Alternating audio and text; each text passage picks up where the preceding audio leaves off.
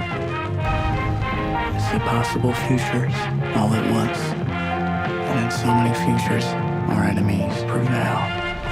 But I do see a way. There is a narrow way through. Should I play Chrono Trigger?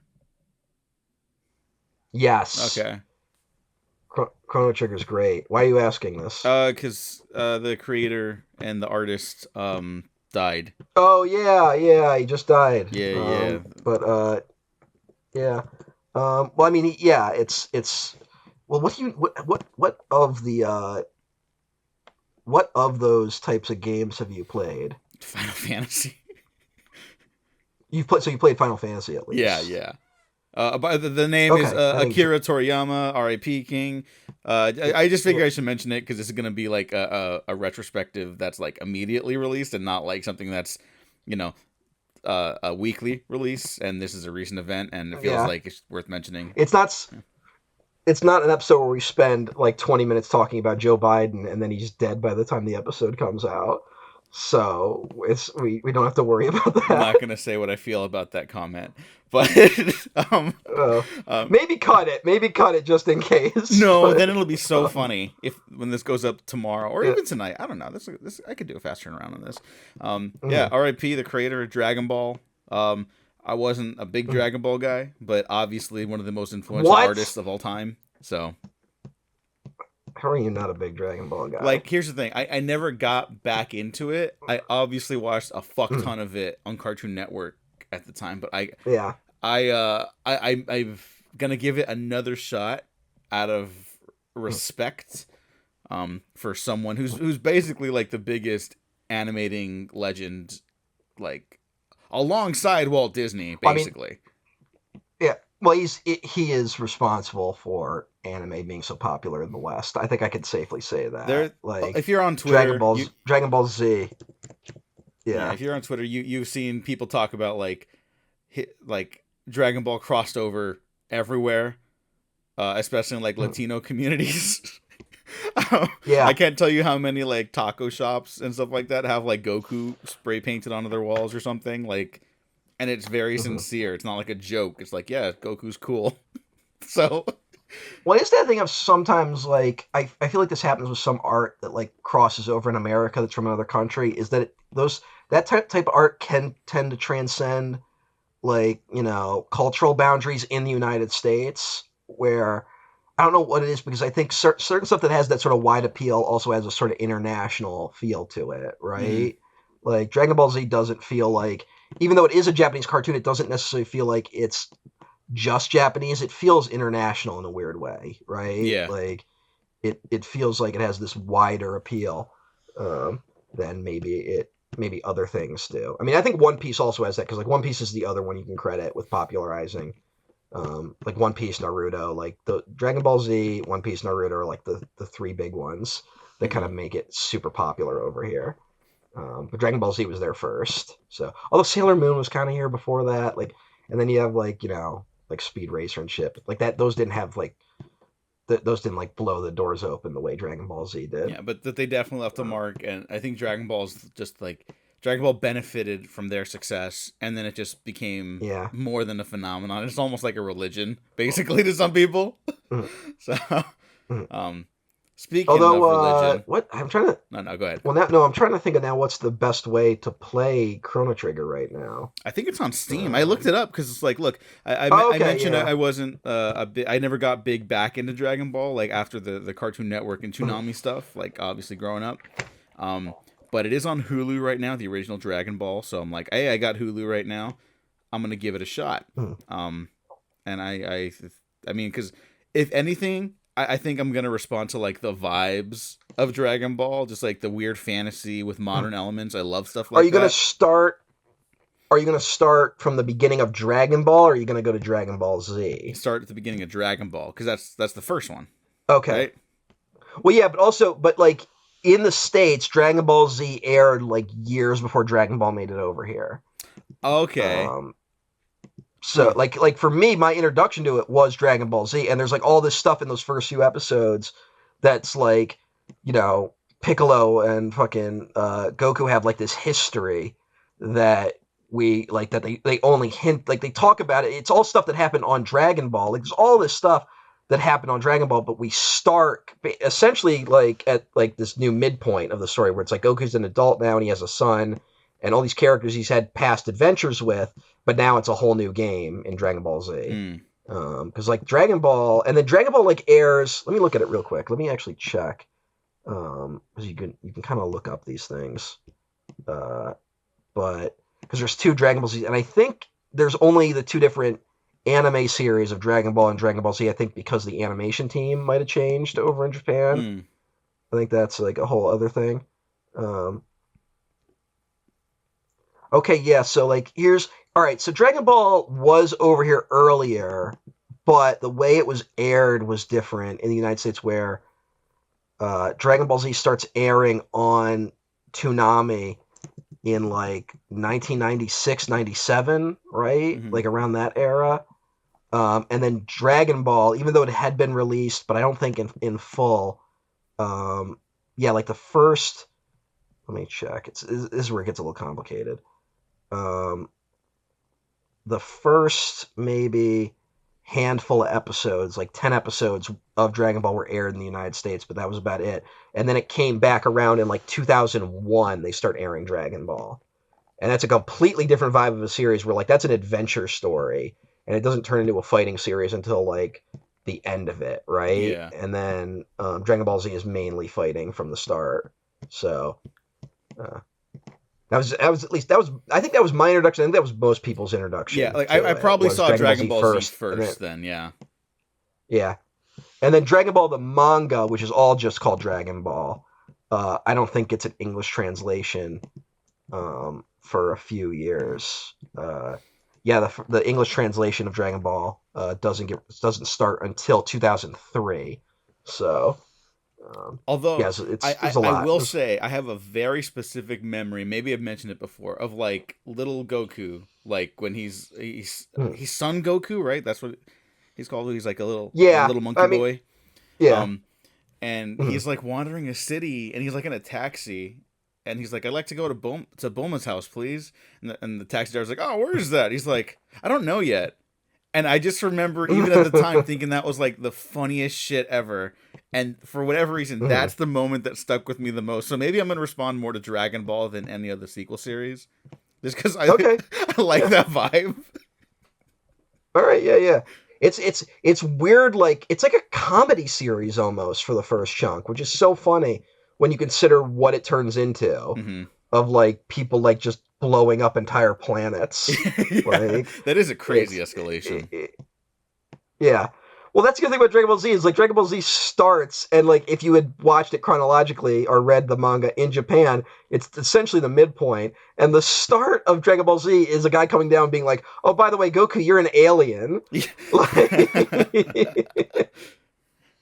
It's ridiculous in a lot of ways.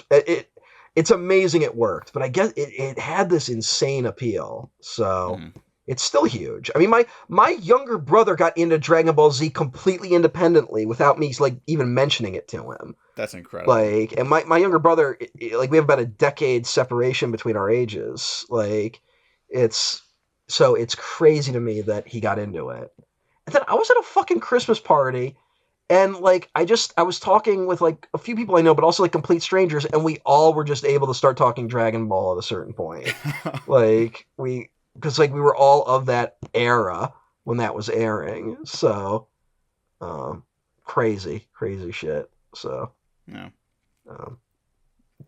My transition. Speaking of aliens. Yeah, there we go.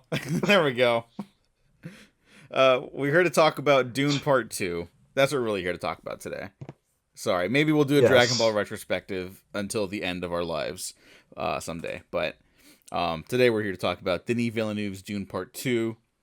We did Dune, the David Lynch Dune, or excuse me, the Alan Smithy Dune, and Dune Part 1 back in 2021. I think we were both generally very positive on both those movies in their own way. Yeah. In their own way, I'll say.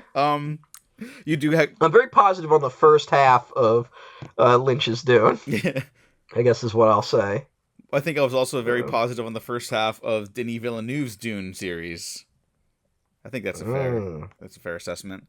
Yeah, because it is kind of half a movie, like it just is. Yeah, that was the big hang up of it, is that it's a lot of table setting, right? Like, it is kind of crazy now that I look back that like it even worked. The movie with that ending, which is essentially like everyone's dead and now you have to live in the desert. And like that's there's barely a thematic ending to it, right? I think like, there is one though. I rewatched it before going to see No. Dune 2. There is.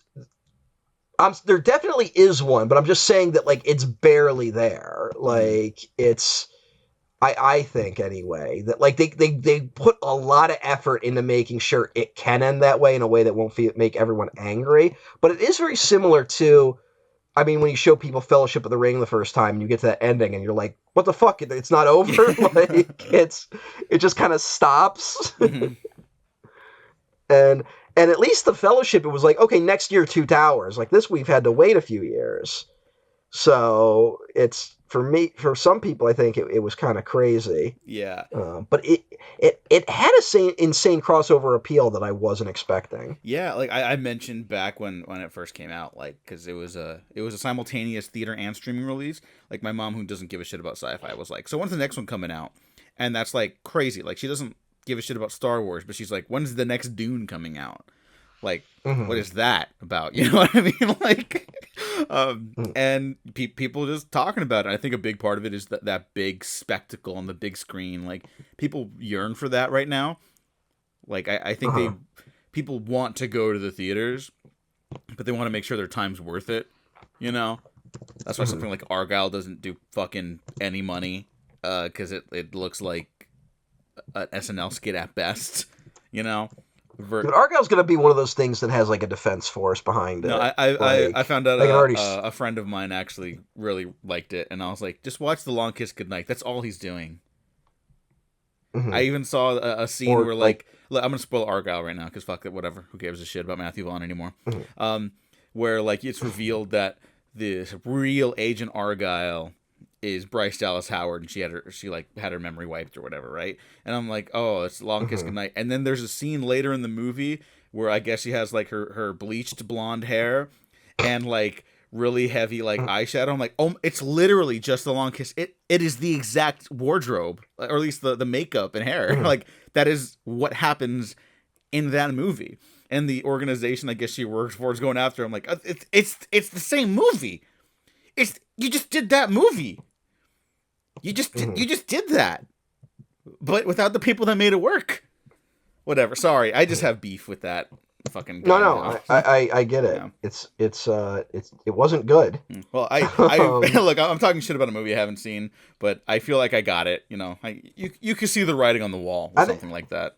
I think Matthew Vaughn was one of those guys where like Kingsman, you see it and you go like, that was interesting. And then you realize that's kind of all he does. Like it's, I mean, but like all of those, like his movies have that weird thing where like Kick-Ass was like kind of okay, but then it doesn't really play on rewatch, right? Yeah, like, I will say it's like, pretty well directed, like as an action movie.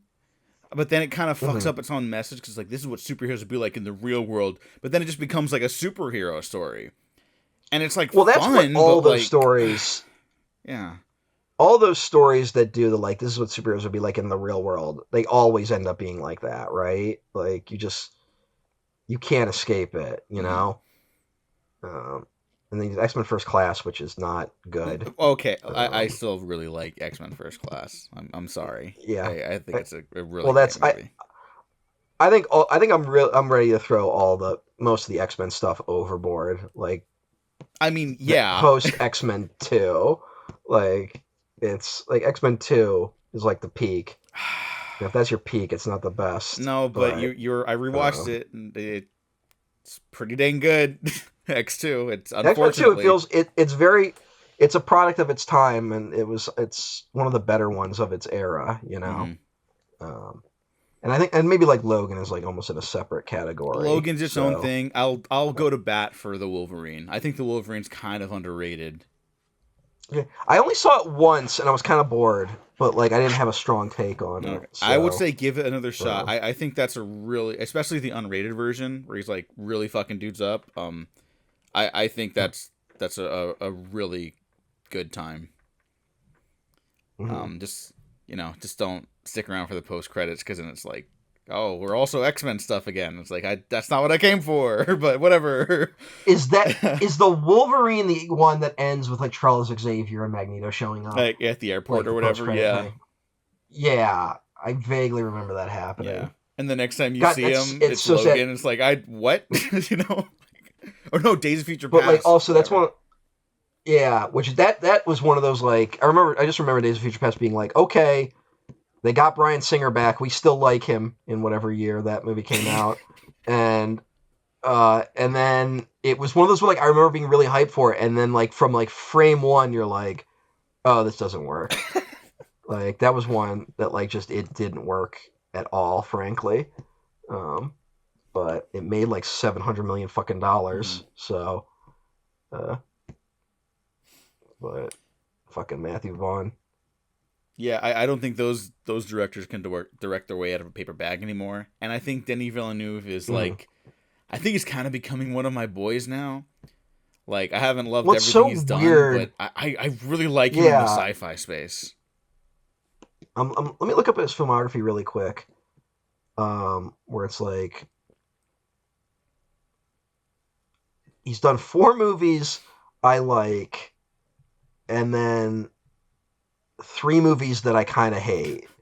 Like, Prisoners. But you're right. I think when and what else? Sicario? Yeah, Prisoners, Sicario, and Enemy, kinda. Oh, I love Enemy. Fuck. Oh no. Enemy's a weird one where like I think I hate what the movie is going for, but if I take it on a completely literal level, it's kind of interesting. No, I love Enemy. Oh no, it's too bad. Enemy's not very good. But it is a weird thing of like starting, like, yeah, once it gets into the sci-fi space, partly because I think when you start working in genre, it can kind of like, I don't know, like it can create a sort of distance between whatever he's trying to go for, you know? It puts like a bit of a safe packaging on everything. Because like starting with Arrival is when I start to turn around on him a little bit. And I don't love Arrival, but I do like it. I've softened on it a little bit, but I do really like Arrival. I think Arrival's pretty great. Yeah. And then it's like Blade Runner 2049, which we're both fans of. Yeah. Like, my most basic film bro take is like, yeah, that's probably just a masterpiece. Like, I'm sorry. Yeah. Like, well, not according to Film Twitter. Oh, whatever. Because it's not as slow and boring as the final cut of Blade Runner. Yeah, which is the greatest film ever made, mind you. So it's like, but yeah. The director's cut of Blade Runner is pretty good. I don't know if I like the final cut. The final cut's like they clean up so much of the special effects, and yeah. Look, Blade Runner is just that fucking movie for me. That is like life altering, that movie. Mm-hmm. Yeah. I know you just hate Ridley Scott. Yeah. I don't actually hate Ridley Scott, but it is one of those things where I feel like everyone's sucking his dick a little too much.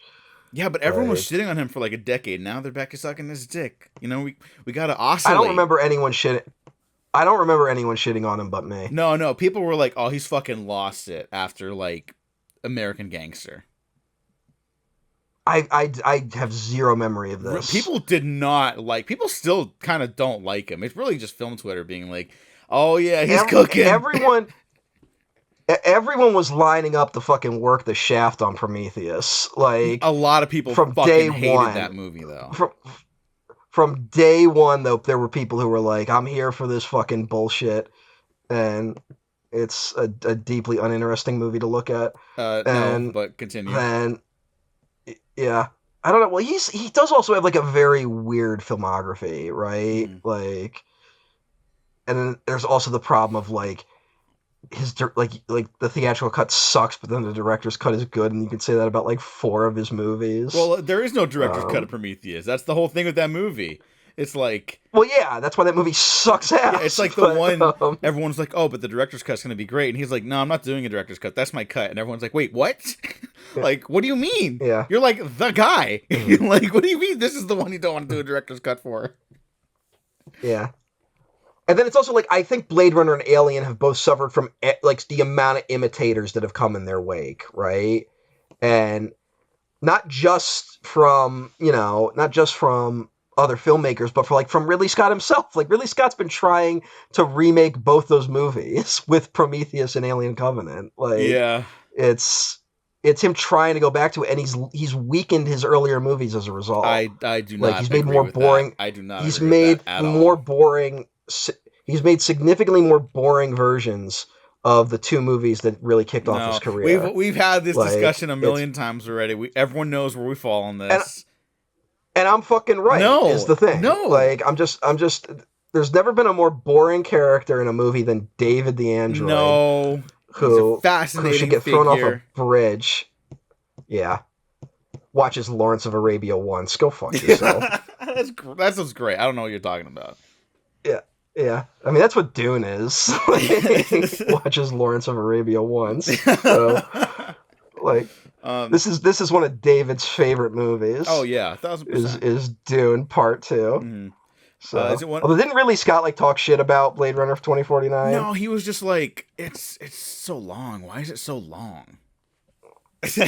Like that's the extent of it. And then I know him and Harrison fucking guy who just released like a 17-hour Napoleon cut. I know. Or whatever the fuck. Or that's coming to Apple, I guess, the 4-hour cut at some point. Yeah. I'll watch the fuck out of that. Or is it? Who fucking knows? I don't know. Like, I think because Apple went away empty-handed from the Oscars as of last night. Mm-hmm. I don't know how much they're going to be putting in. I think they're going to do the Netflix thing. We're like, look, we support filmmakers, and then they don't get any like accommodation for it, and then they're like, well, maybe we don't support filmmakers. Yeah. But whatever. It's their first fucking year trying it. They better not fucking pack it in immediately. But anyways, Dune Part 2. You said this is David's favorite movie. Saying, is this your favorite movie? You were making a point, though, about Harrison Ford that I cut you off on. Oh, yeah. Well, just Harrison Ford and Ridley Scott just, like, fucking keep beefing about, like, Deckard. And Harrison's like, Ridley, you fucking idiot. Like, he has to be human. Or he can't be an android. The metaphor doesn't work.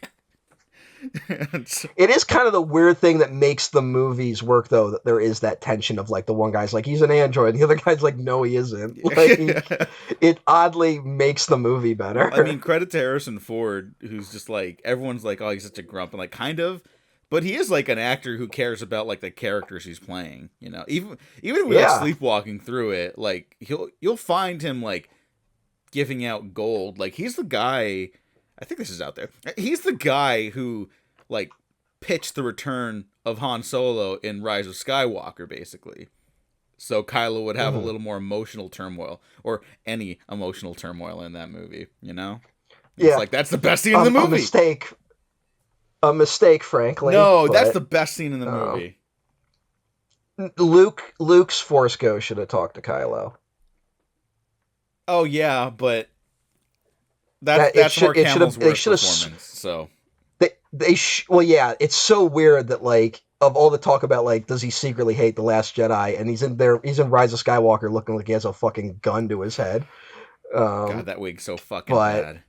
I have nightmares about that wig. My whole take is that they should have swapped the two. Harrison Ford should have talked to Rey, and Mark Hamill should have talked to Kylo. Oh, that's pretty good. That's my whole take. Pretty good. Yeah.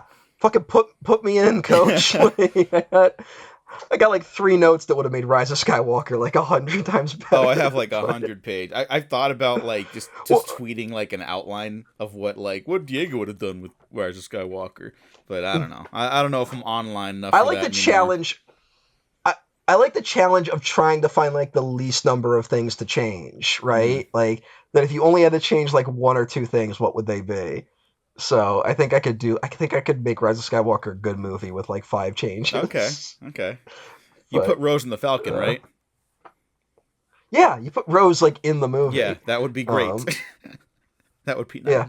The biggest one would just be like to cut all of the Poe like was a smuggler stuff. Like that is such a bad decision. Yeah, it also and is it weighs like the movie down. yeah, it's also like JJ going against his own setup. The whole thing was that he was a child a child of like rebel pilots. Like what the fuck? Whatever. Well, also whatever. Stupid movie. We're not here to talk about a stupid movie. Yeah.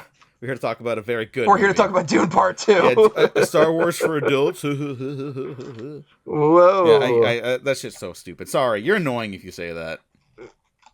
Yeah. But, it's also not real. They're both not real. Like, grow up. Yeah. That's not how ideas work. Yeah. But it is interesting though. It's with people being like now Dune has gone mainstream. Like it is kind of interesting to see a lot of what was discourse on like forums 20 years ago now be like mainstream discussions. Like everyone's like shouting Lisan Al Gaib or like they're saying stuff like the Kwisatz Haderach. Yeah. May thy knife chip and shatter. And saying it very sincerely. Yeah. It's interesting. I mean, it's been a while since we've had something. It feels like it's been a while since something like that kind of crossed over in such a way, right? Like that it is having. I mean, well, actually, it was this. This is technically a 2023 movie because it was supposed to come out last year, but then all the other shit happened. But and now it scuttled any chance it has at winning Best Picture by coming out in fucking March. Yeah.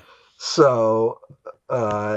But like we did have a few movies where it was like it was like Barbie, Oppenheimer, Spider-Verse, like all like a few movies that seem to kind of cross over in a way that and then like the other one, the odd one out is Dungeons and Dragons, where it's like that's had a weird like second life post its release, you know? Yeah.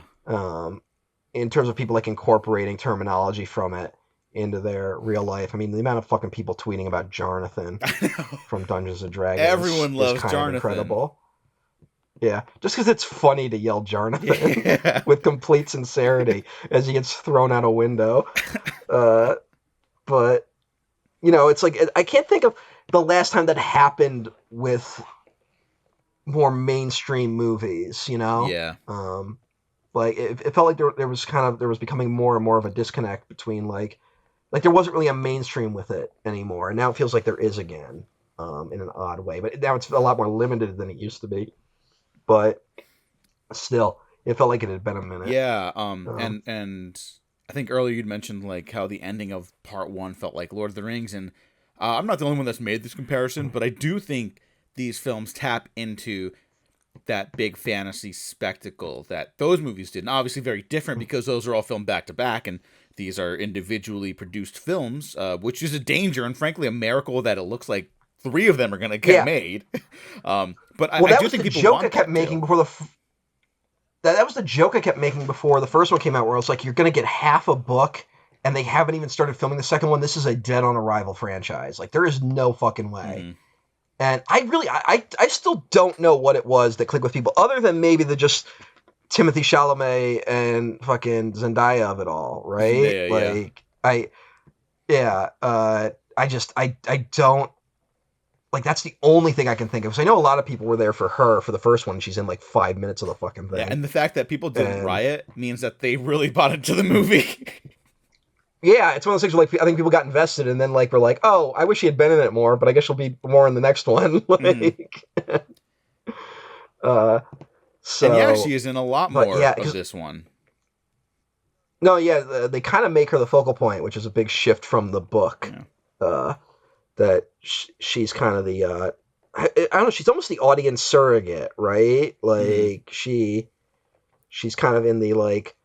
at times skeptical and supportive of Timothée Chalamet, right? Yeah. Like it seems to be. Whereas in the book, she's like day one, she's like, no, this guy, he's it. Like he's the Lisan Al Gaib. Like which in this one they fill her with a lot more doubt, which is going to be one of these hysterical real fan discourses about this movie, where like people who scoff at the Peter Jackson Lord of the Rings films because he gave so many of those characters internal conflicts that weren't there before to make them more interesting and engaging characters.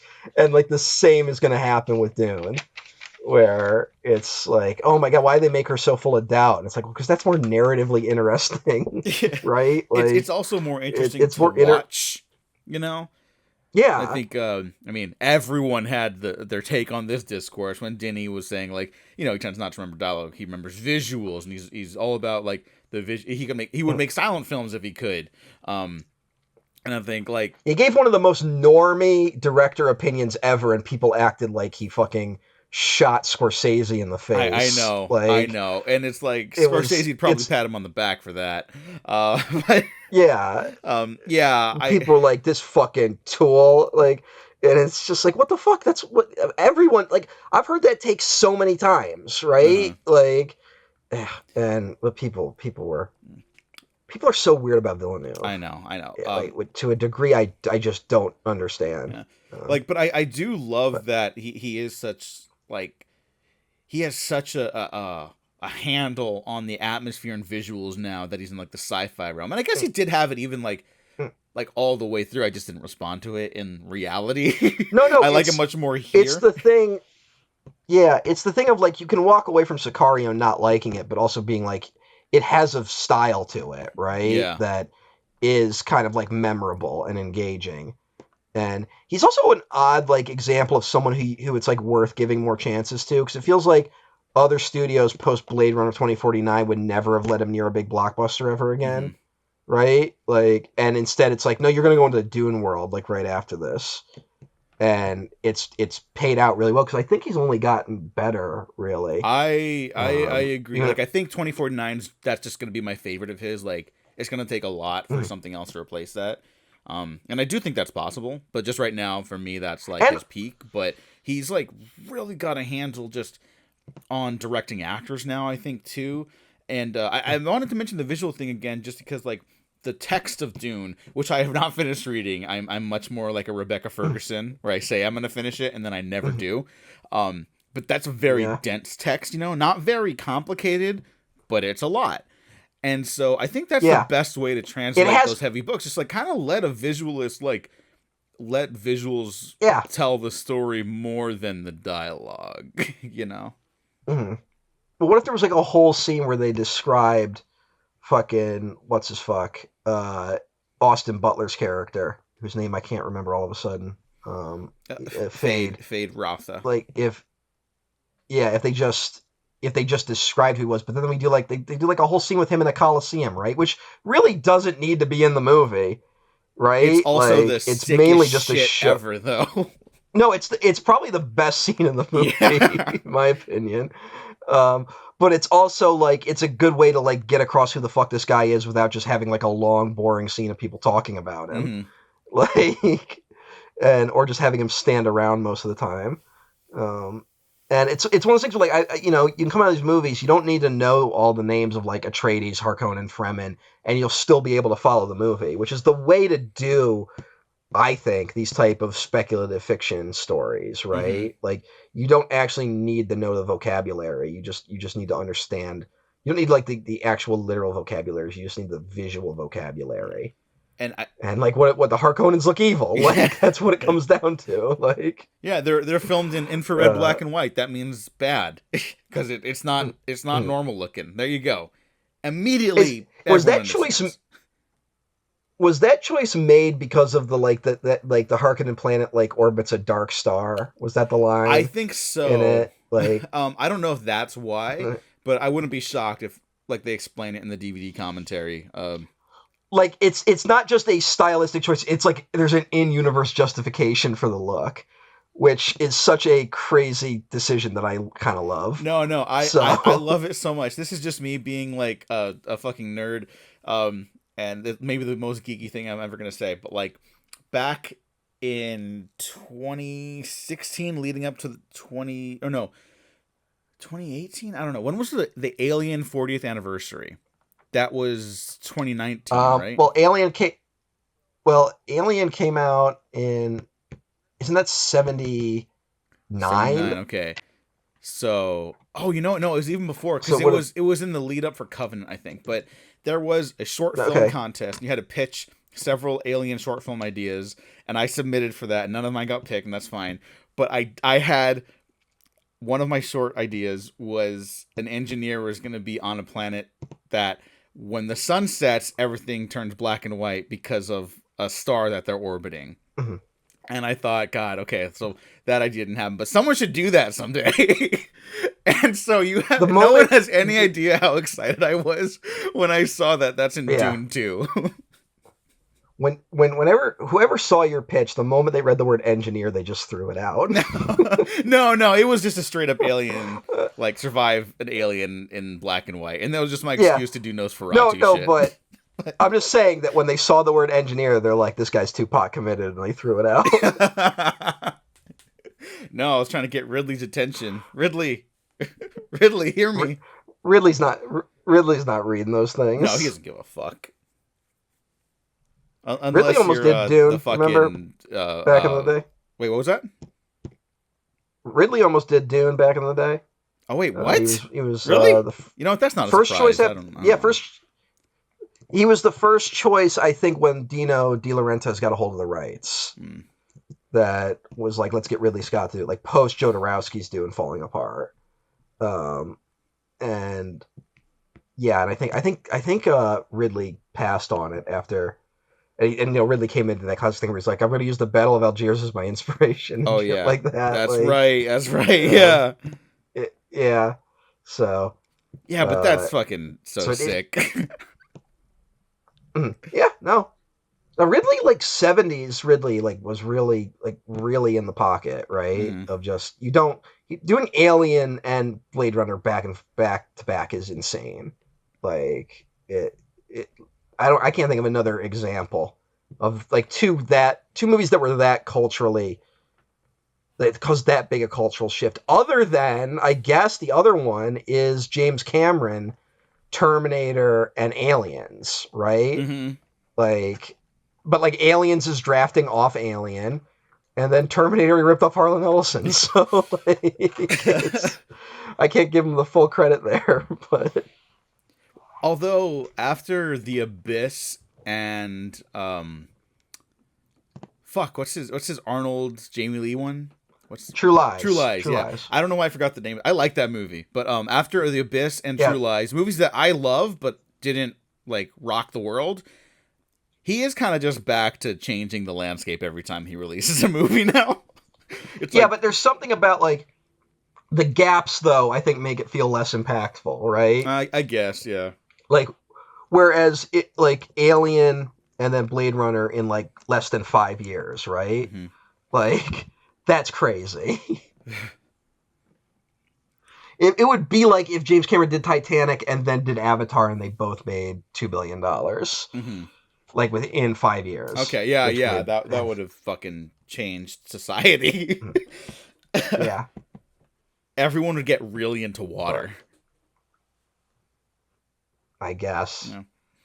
Yeah. Although water's not a big part of the first Avatar as much. No, you're right. It's a lot of flying in that one. Yeah. I wonder if the birds can do like mathematics and poetry too. Probably. You think that bird that got shot was just 2 days from retirement? Stop. Well, you think he's going to do worms in Avatar 3? Because there's going to be desert stuff in Avatar 3. Like, he's just going to do Dune, I'm sure, but, if anyone's going to rip off Dune, it deserves to be James Cameron. Yeah, I don't know, actually. I wonder if he's smart enough, or, like, it might not even be the smart move to just be like, just don't do any of the stuff Dune did, right? Mm-hmm. Like, but it might also be the smart move to just be like, yeah, let's just do Dune, but with also the Blue Cat people there. Yeah. Like, I don't know. James Cameron seems to know what he's doing in terms of wide appeal, right? Yeah. He ain't sweating it. I ain't either. Mm-hmm. Although I know a lot of people that were kind of like after Avatar Way of Water were like, okay, I think I'm done. Really? Like, yeah, I know a few people that were like that. Oh, shoot. Yeah. I just know everyone got more hyped. Well, yeah, but we're on film Twitter, Diego. No, like in the real world, like people didn't. A good movie. I know some people that didn't really respond to the first one, but I was like, no, trust me, you got to check out the second one. And they were like, yeah, that was fucking good. So. All right. I didn't see any of that. Oh, okay. Ooh, I guess we'll find out in 2025. That was supposed to come out this year, but then they realized it was impossible. So. All right. It's going to be another 10-year gap somehow. Like. Oh yeah, because he's only shot a little bit of 4, and then he wants to do a movie between 3 and 4, like separate from Avatar. Like, he's always saying that, but it doesn't happen. I know. It was supposed to happen with Avatar too. So. Oh yeah. But who knows? Well, I mean, Villeneuve wants to do a movie between Part 2 and Messiah. He wants to do Rendezvous with Rama, I think is going to be it. Oh my God, that's another one that Ridley Scott circled for a long time. Him and Fincher were always circling Rendezvous with Rama, which is another one of those like unadaptable science fiction stories. This dude's just fucking calling his shots. I love him. I love this weird little French man.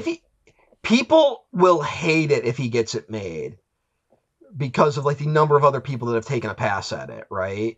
Especially with like Fincher worked on it for like a decade trying to get it done. Yeah, but Fincher's we already did our Fincher thing. That coming soon to the Citizen Kane retrospective. Yeah, but and then like there's Morgan Freeman had the rights for a long time was the thing, so why? I know that like created some.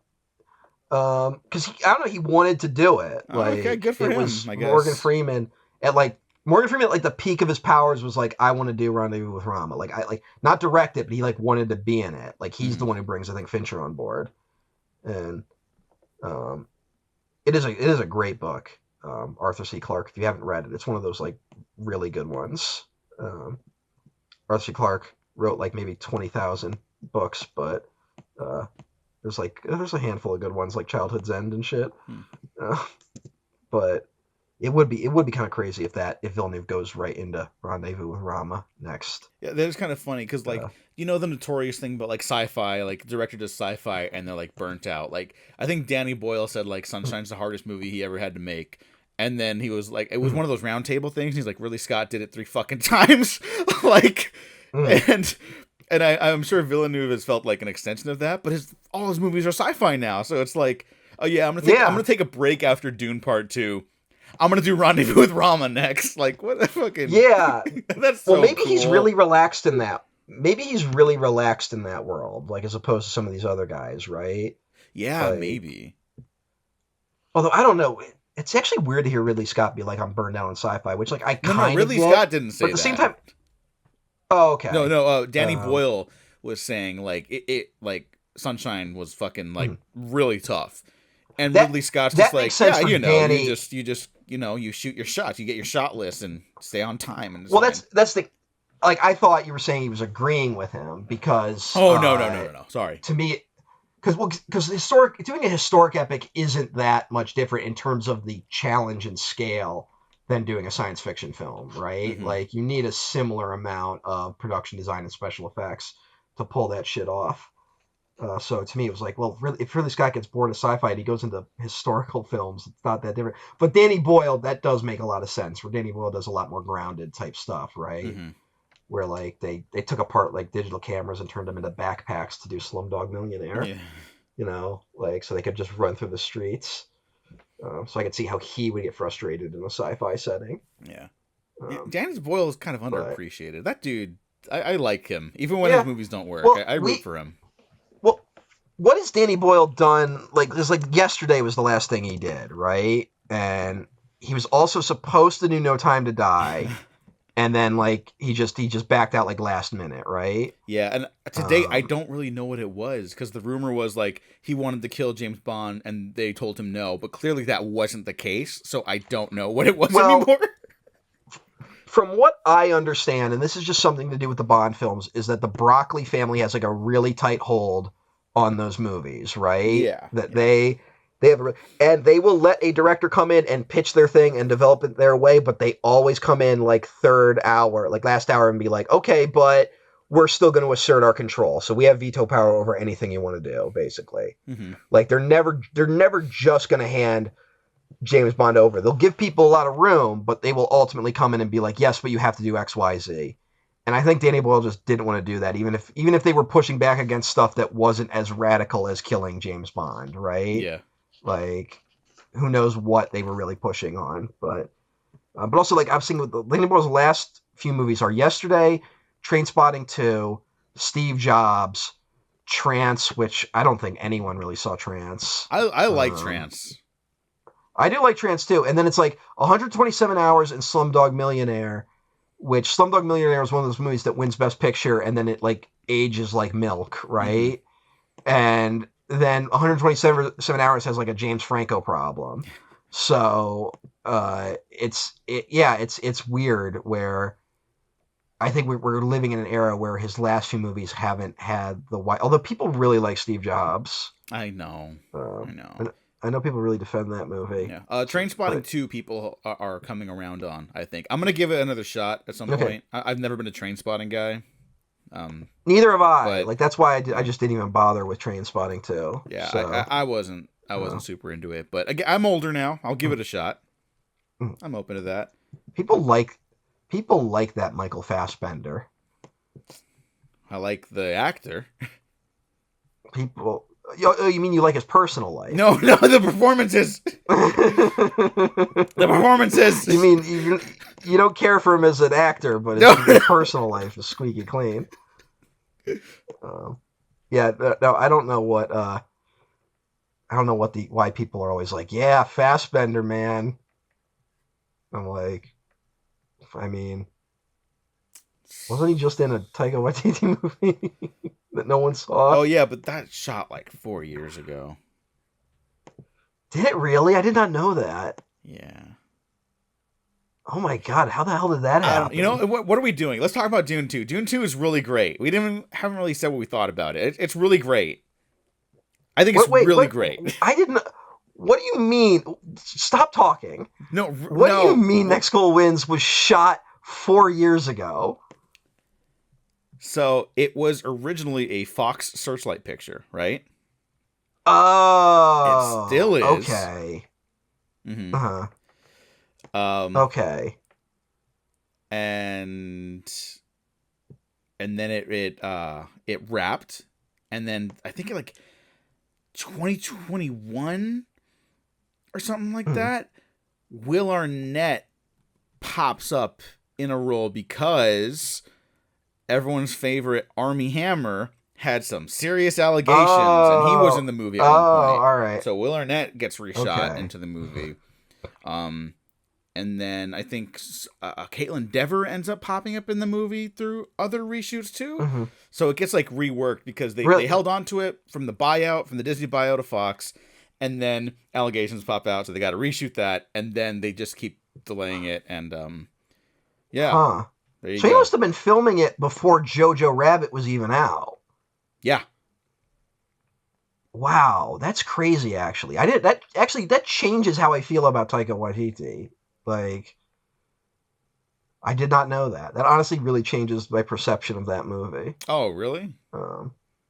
Yeah, because it's weirder that it feels like a movie he got made because of Jojo Rabbit, but it apparently not. Mm-hmm.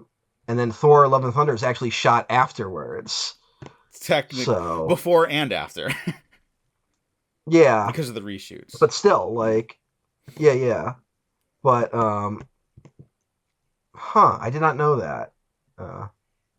That genuinely does change how I feel about that movie. Not in like a positive or negative way. It's just like, that gives a greater context as to what the fuck happened there. Yeah, I have not seen it. I've not heard positive things. Mm-hmm. I am rooting for him to make a comeback because I really did love him as a director for a minute. So people really loved Our Flag Means Death, even though it got canceled. Yeah, that first season's great. Second season, there's one amazing episode, and the rest of it you kind of feel like, oh, what do you mean they had 2 episodes taken from them and the budget slashed? And okay, like it's second season doesn't really work, but that first season's very special. Okay. So. That's also he directed episodes of the Mandalorian. Oh yeah, he did a good job. Is an oddly strong creative presence on that show, even though I don't know what he does. Is he? I mean, he just directed an episode, I thought. Yeah, but he's also like he's always talking about it. Like he keeps popping up in interviews when the Mandalorian stuff is happening. Oh well, because remember my theory that they were gonna kind of like test directors on like the Mandalorian. Yeah. And then he was supposed to do a Star Wars movie that now like there's just been radio silence on. There is no way. There is no way that's happening now. I don't know. You never know what's going on over there. Yeah. Like it all seems ridiculous. I would have put the brakes on everything Star Wars related, but it seems like they can't make a decision. Yeah. Well, you know, you gotta make that quarterly earnings call. I guess you gotta tell shareholders something, especially if you're Disney right now, where like your superhero movies are bombing and your animated features are bombing.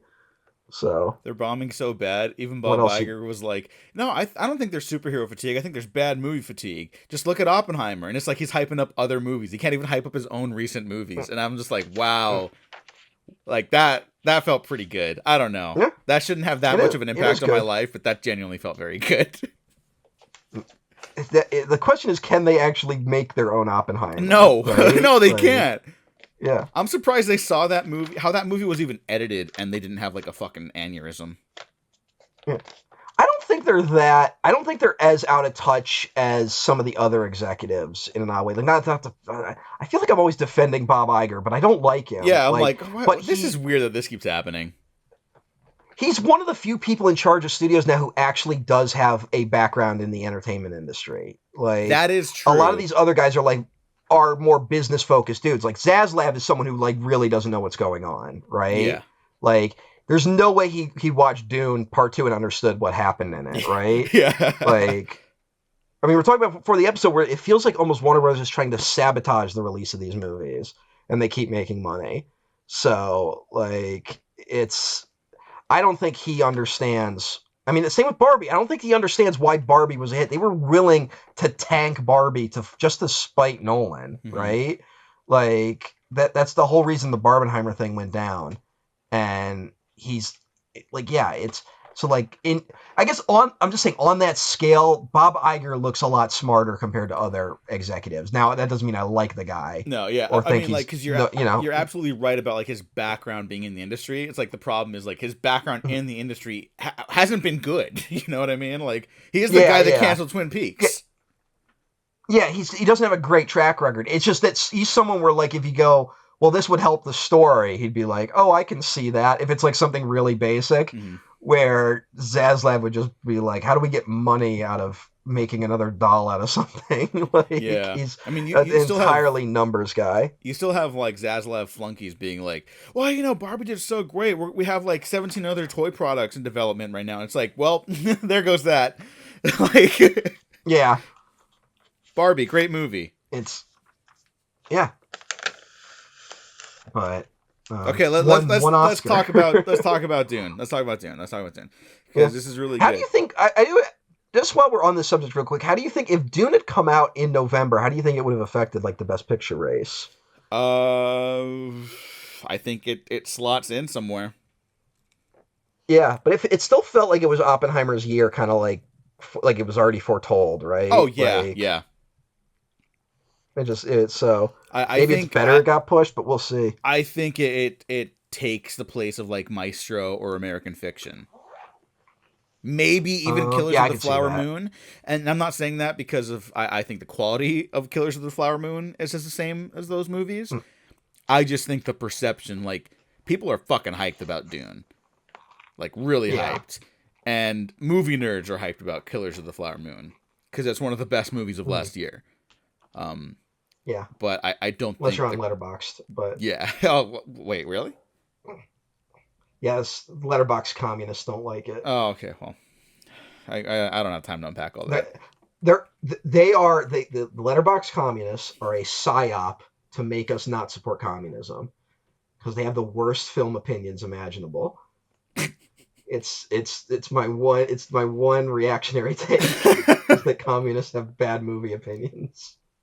Well, I think if you deal in politics, like, I'm not saying like keyboard politics. I'm saying like actual like political like happenings in the world.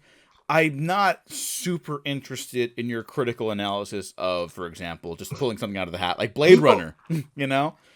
I want to hear what an artist or like a film critic who is also an artist in their own right has to say about Blade Runner. I don't need to hear the same like shallow criticisms of that movie, which it is not above. People just, really, you know what I'm saying.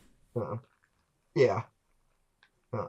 People really in the politics are they're looking for the really correct political opinion, and it's hard to talk about art that way, I guess.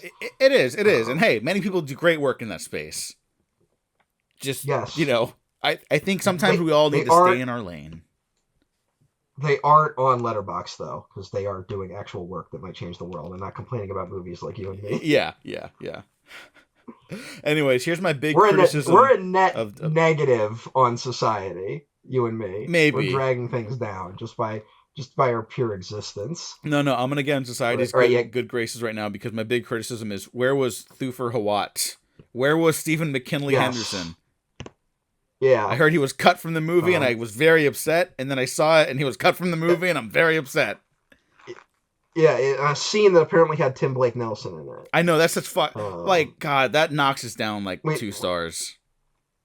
Yeah, it is a bummer to think about that scene exists. But also, I am kind of like, when I know what happens with his character in the story, I am kind of like, where would you fit that in, right? Mm-hmm. Like, I kind of understand why his character maybe would have been cut. Now, at the same time, I wonder what the changes would have been, because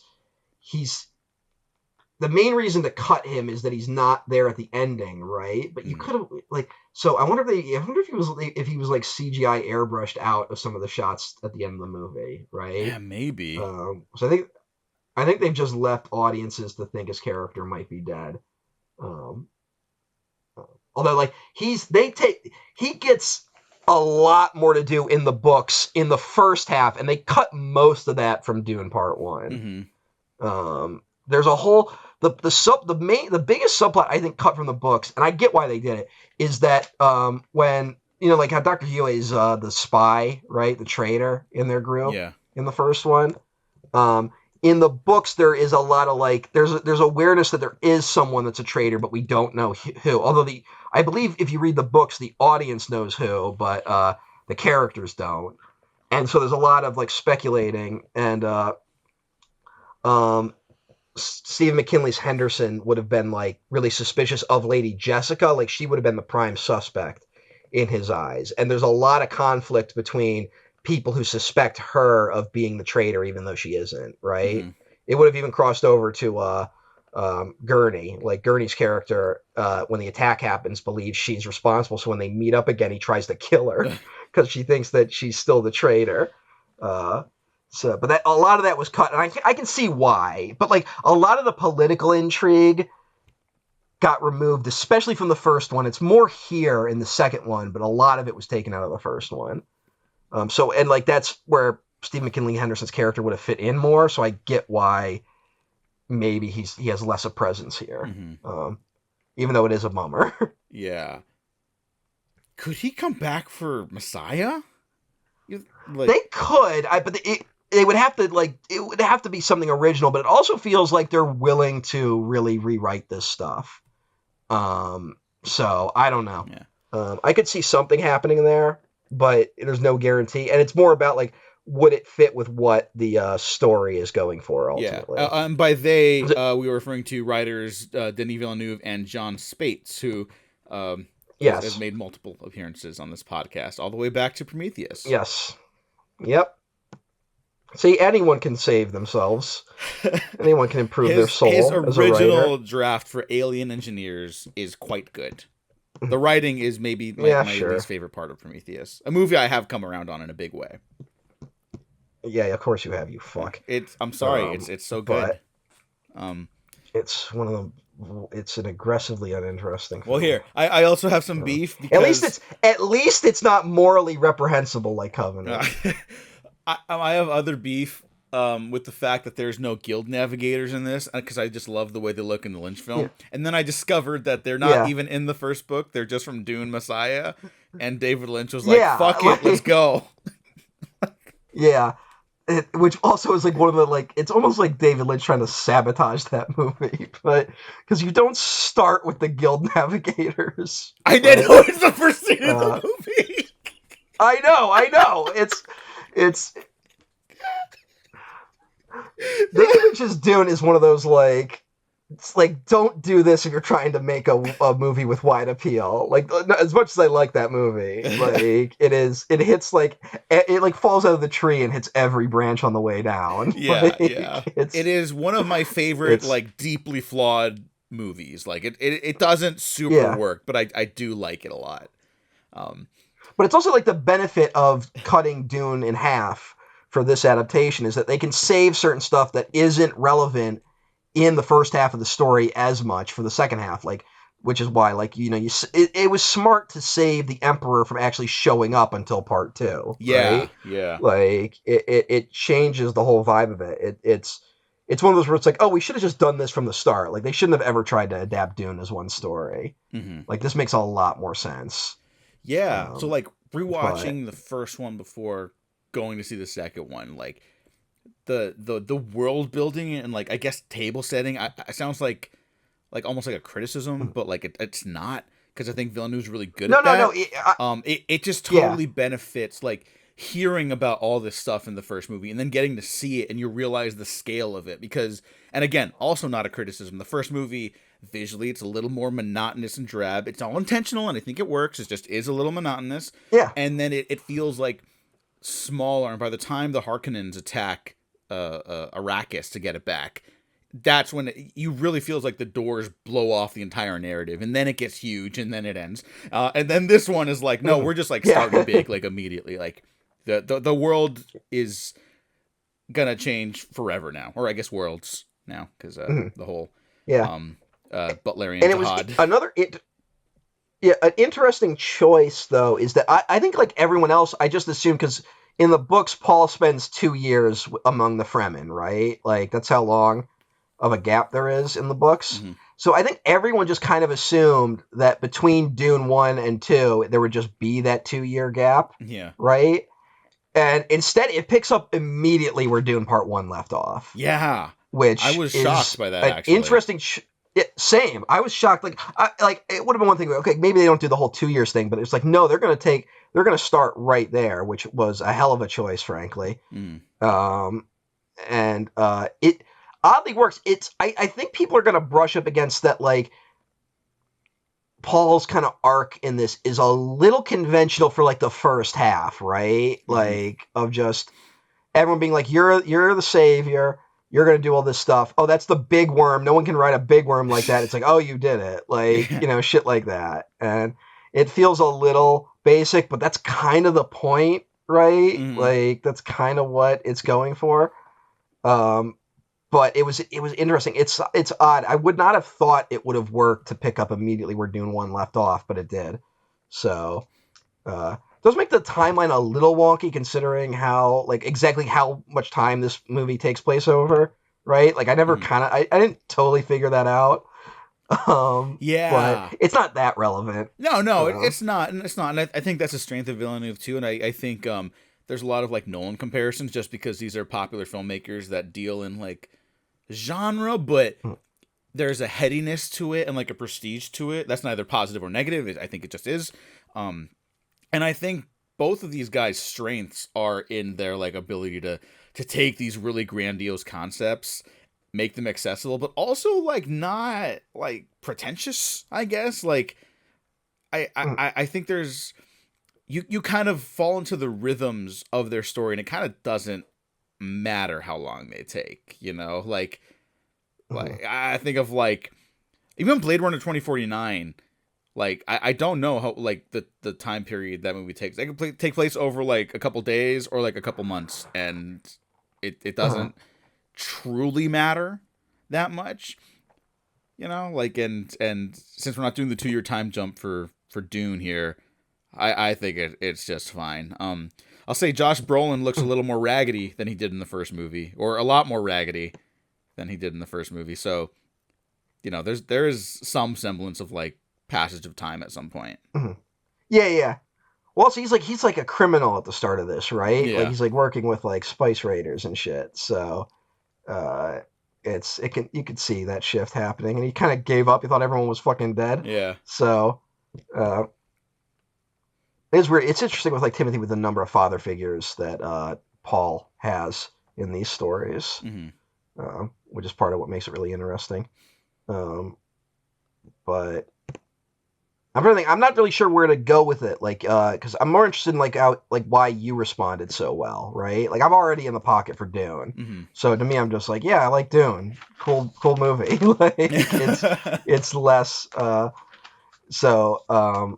I so like why did you really respond to it so well? Because you responded to it very well. It sounded like, I mean, you texted me like immediately after you got out of it. So yeah, I was like, oh, Zendaya's gonna win an Oscar in 5 years. I'm calling my shot. That was his call. Yeah. If she keeps getting good roles like this, she needs to. It's not her fault that the industry sucks. She needs to get out of MJ world. Yeah. Well, they're struggling to pick that world up. With no fault of the actors, who are all very good in those movies. It's not their fault. But they're struggling to determine that world, the future of that world. But I think the big thing is just like I love spectacle films, and I don't see this very often. And I said, like, I think just a theater experience of watching the first one in theater was enough to kind of get me over like any hurdles I would have had, and I didn't have many. And this one, it kind of ups its game visually and like the sense of scale, like in every category. Even like the dialogue and conversation scenes, like they feel bigger than the first one, even when they're taking place in small locations. It felt like a huge step up, honestly, in my opinion. Like I really liked the first one, but it felt like a big step up for me in terms of quality. And I think part of it was leaning into the more tragic elements, which it's arguable how much the first Dune book does that, right? Like, I think it says a lot that that we see basically the same plot play out with this and the Lynch Dune. Now, the Lynch Dune obviously was edited to shit, but it's the same basic plot, and the ending is like a happy one, right? Like that we get to the end of it, and it's like yay, and like this ending is not that at all. It's very dark and ominous, and they really play up the whole tragedy of Timothy Chalamet of essentially, dying and being reborn as like an other, like essentially sacrificing a huge chunk of his humanity to do this, right? Like, and which is like almost completely absent from the Lynch Dune. And I think a lot of those choices for this one are made more out of a sense of where the story is going in the sequel books, as opposed to just adapting the first narrative of Dune, right? Especially with a character like Chani, who like in the book, again, she's a believer in Paul like from almost the beginning, and then like at the end of it is like, okay, he's gonna marry the Empress, but I'm gonna stay. I'm still gonna love Paul. Like ultimately. Like our love is more important, which is not how this ends. No. And I think it's one of the better changes to make, and I think it might help bring in, without spoiling things, it might help bring in where these characters are going for a more interesting landing for the next movie. Yeah, I think that's another element of it, because having not read the Dune books, but knowing the story of the first two. And like where it goes after my fucking horrific nightmare world of God Emperor Dune, which I need Dune Messiah to bomb so we don't get there. I'm sorry. I hope it's great. It needs to make no money. But I think another element, like in the adaptation world, like sometimes when they're adapting stuff, like I think of like the Disney live action stuff, they're like, oh, we're making it more progressive because girls weren't always treated with respect back then. It's like that's definitely true. But then they tend to make like more sexist elements present by like, oh, now she doesn't have any emotions or whatever, Like, she has no emotions. She has no friends, or like it's like the worst grab bag of being like like girls get it done and stuff like Yeah, that. And it's like they take like modern and it's so cheap to anyone. Like you could be 100% politically on the side of it and be like, fuck this. Yeah. Because it just feels so hollow. I mean, another thing I watched recently was the Avatar: Last Airbender show, which I'm writing a piece on because it's fucking rough. But like they whittled down all the characters basically. Maybe one exception in Zuko, who gets like one or two really great moments, but like all the female characters end up being like diluted just to either no emotion or the occasional snarky comment, and it is unfortunately insulting. Hold on one second. And it's not the actress's fault. Anyone who's bad in that show, it's clearly not their fault. You can tell everyone cared. But here, again, not knowing the ins and outs of the text, like Chani feels like a genuinely like progressive like step of a character now, or like you mentioned her being kind of like the audience surrogate, but also like a more modern perspective on these types of stories. Like we understand why she would end up caring about Paul and also being like, fuck this by the end. Yeah. Well, here's the thing. Like Villeneuve has been very diplomatic and political in how he talks about like upping the female character's presence in these stories, right? Yeah. And he's always like, this was my choice. I don't know how much of it was his choice or how much of it was to appease Warner Brothers, right? Like, or like these, because we just live in this world now where like this is not a complaint, honestly, but it's like Dune is written in the 60s. There's been a lot of changes in the political landscape since then, right? Mm-hmm. And if you do a movie with primarily male characters and then women who are mainly just love interests, who like they don't have as much interiority to them, it would feel weird in this day and age, right? Mm-hmm. It's just, and then it also doesn't have the wider appeal to a general audience. So I don't know what I'm trying to say, but like he's very smart in how he's changed this stuff. Especially there's been a lot of like in the first movie they changed the one character who is male in the books to a woman, right? She dies unfortunately, but in the book that character was a man. They changed a woman. And this one they take a lot of characters who like maybe have one line in the background, like Zendaya's friend. Mm-hmm. I believe her character is basically nothing in the story, and they just up her to being more of a like character who's like talk shit about Paul, and then as Zendaya starts to like her allegiances start to shift, like she starts to stand up for him more and stuff like that. And it's never a like you could see the horrible version of this where like it turns into like a bullshit love triangle, right? Mm-hmm. Of like the one friend loves Paul or loves whatever. Like you could see the worst version of it. And they sidestep that stuff pretty well while also bringing in new ideas that help the characters more. I also think there's a little bit of that with Florence Pugh, too. Oh, yeah. How have we not talked about her yet?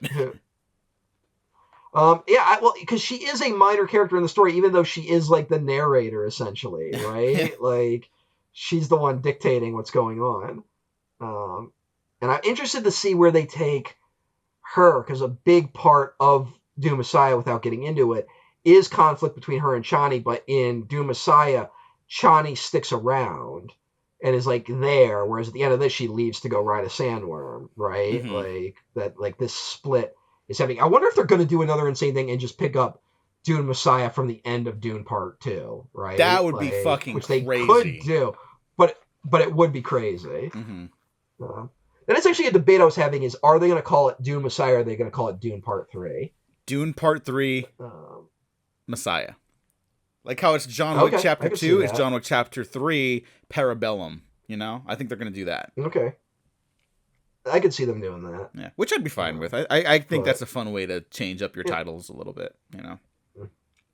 And if it's true that Villeneuve is like, all right, I'm going to do Messiah and then stop, that is a fucking ballsy way to end the story. Yeah.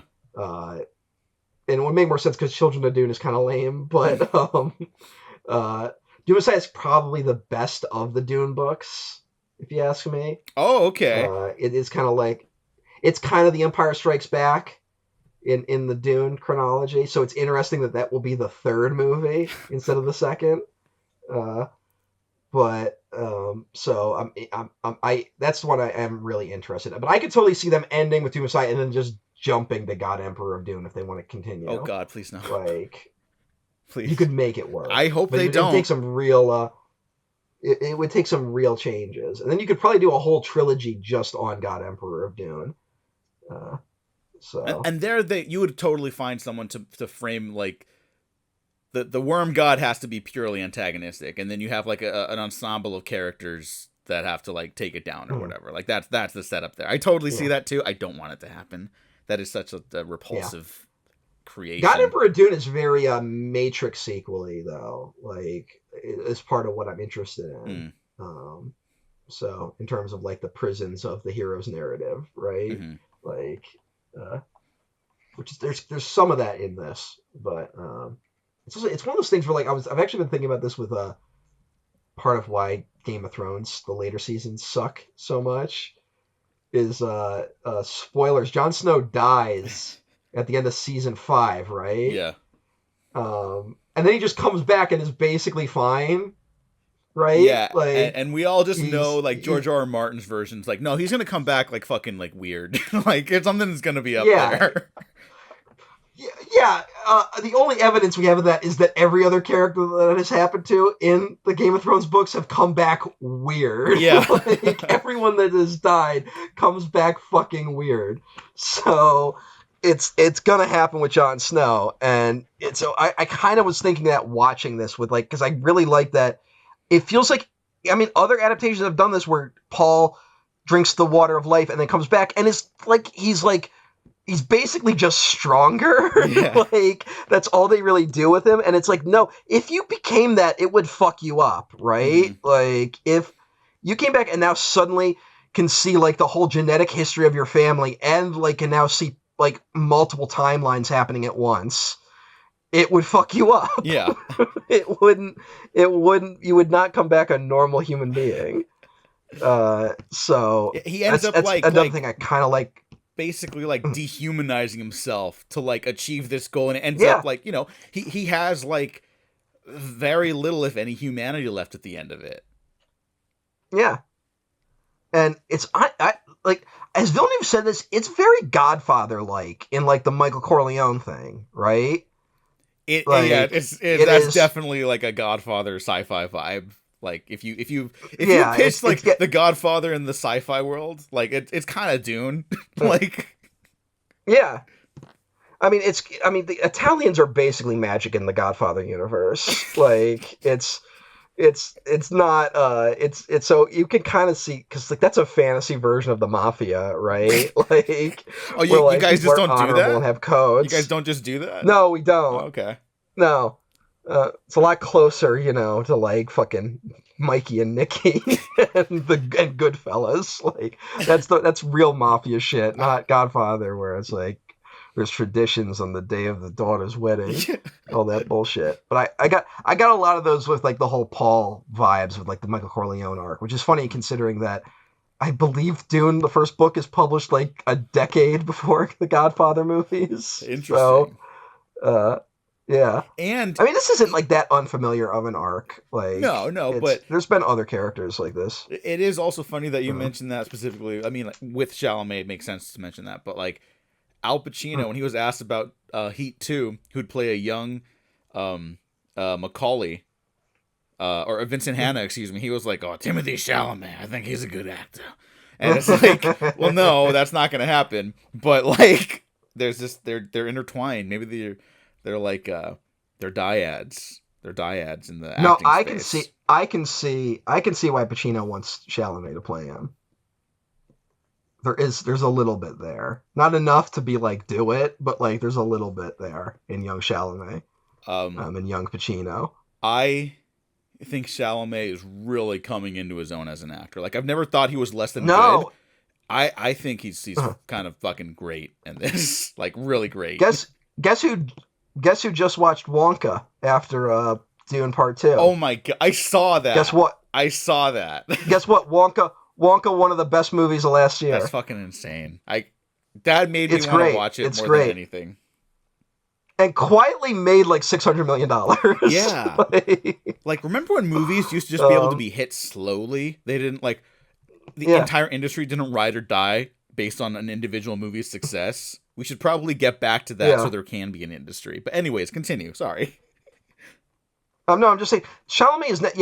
I'm in similar where I feel like Chalamet is kind of on that arc of just like slowly he's moving up. Like every time I see him now, I'm like I like him more and more, right? Mm-hmm. And so I wonder where it's all.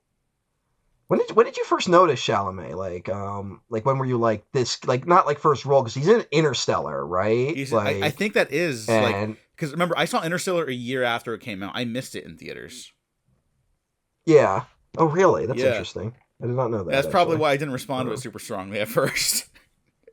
Mm. And now I think about that movie and I just cry. But actually, I think the first time I saw him, that's not true, not Interstellar, was season 2 of Homeland. Oh, okay. I did not know he was on Homeland. Yeah, he's the son of the vice president who greenlit the operations that caused the terrorists to respond with their attacks in the first. That show is very strange. But Timothée Chalamet, spoiler alert, gets blown up. Hold on, before I forget about it, is Homeland based on like an Israeli show? I think so. Yeah, right? Yes, Prisoners of War is an Israeli television show. Yep. That makes a comical amount of sense. Yeah. But I'm looking at him, and I probably first noticed him in like Lady Bird, right? Where he's like a bit part. No, he's really good in Lady Bird. Yeah. And then it's like Call Me by Your Name was that year too. He's been on the way up. And he's kind of like the perfect level of like androgynous to play a character like Paul. Like a type of, it feels like in another world they would have just gotten like, he was a fucking really masculine actor who wouldn't have worked at all in this part. Did they ever discuss what the other choices were in terms of casting? No, I think for Paul. I think Denis said Timothy was always his choice. I don't know if that's true, but he said that. It kind of, it makes sense. It is kind of like one of those where like, I feel like the talks began very quickly of being like, this guy should do Dune. Like he just has that look to him, right? Mm-hmm. But I feel like there would have been another world where like, I don't know, I'm trying to think of a better example. Like Chris Pine would have played Paul. I could see like a bad version. Like not that Chris Pine's bad, but like he's wrong for someone this. Would be like, no, he could play Paul Atreides. Yeah. Mm-hmm. So, but he's really good in this movie. Yeah. And especially in the like that he's essentially playing two characters in a way. Mm-hmm. Because we get Paul, like Paul before and after the Water of Life are essentially two different characters, right? Mm-hmm. Like of just like not wanting to be the Messiah and then like fully embracing it.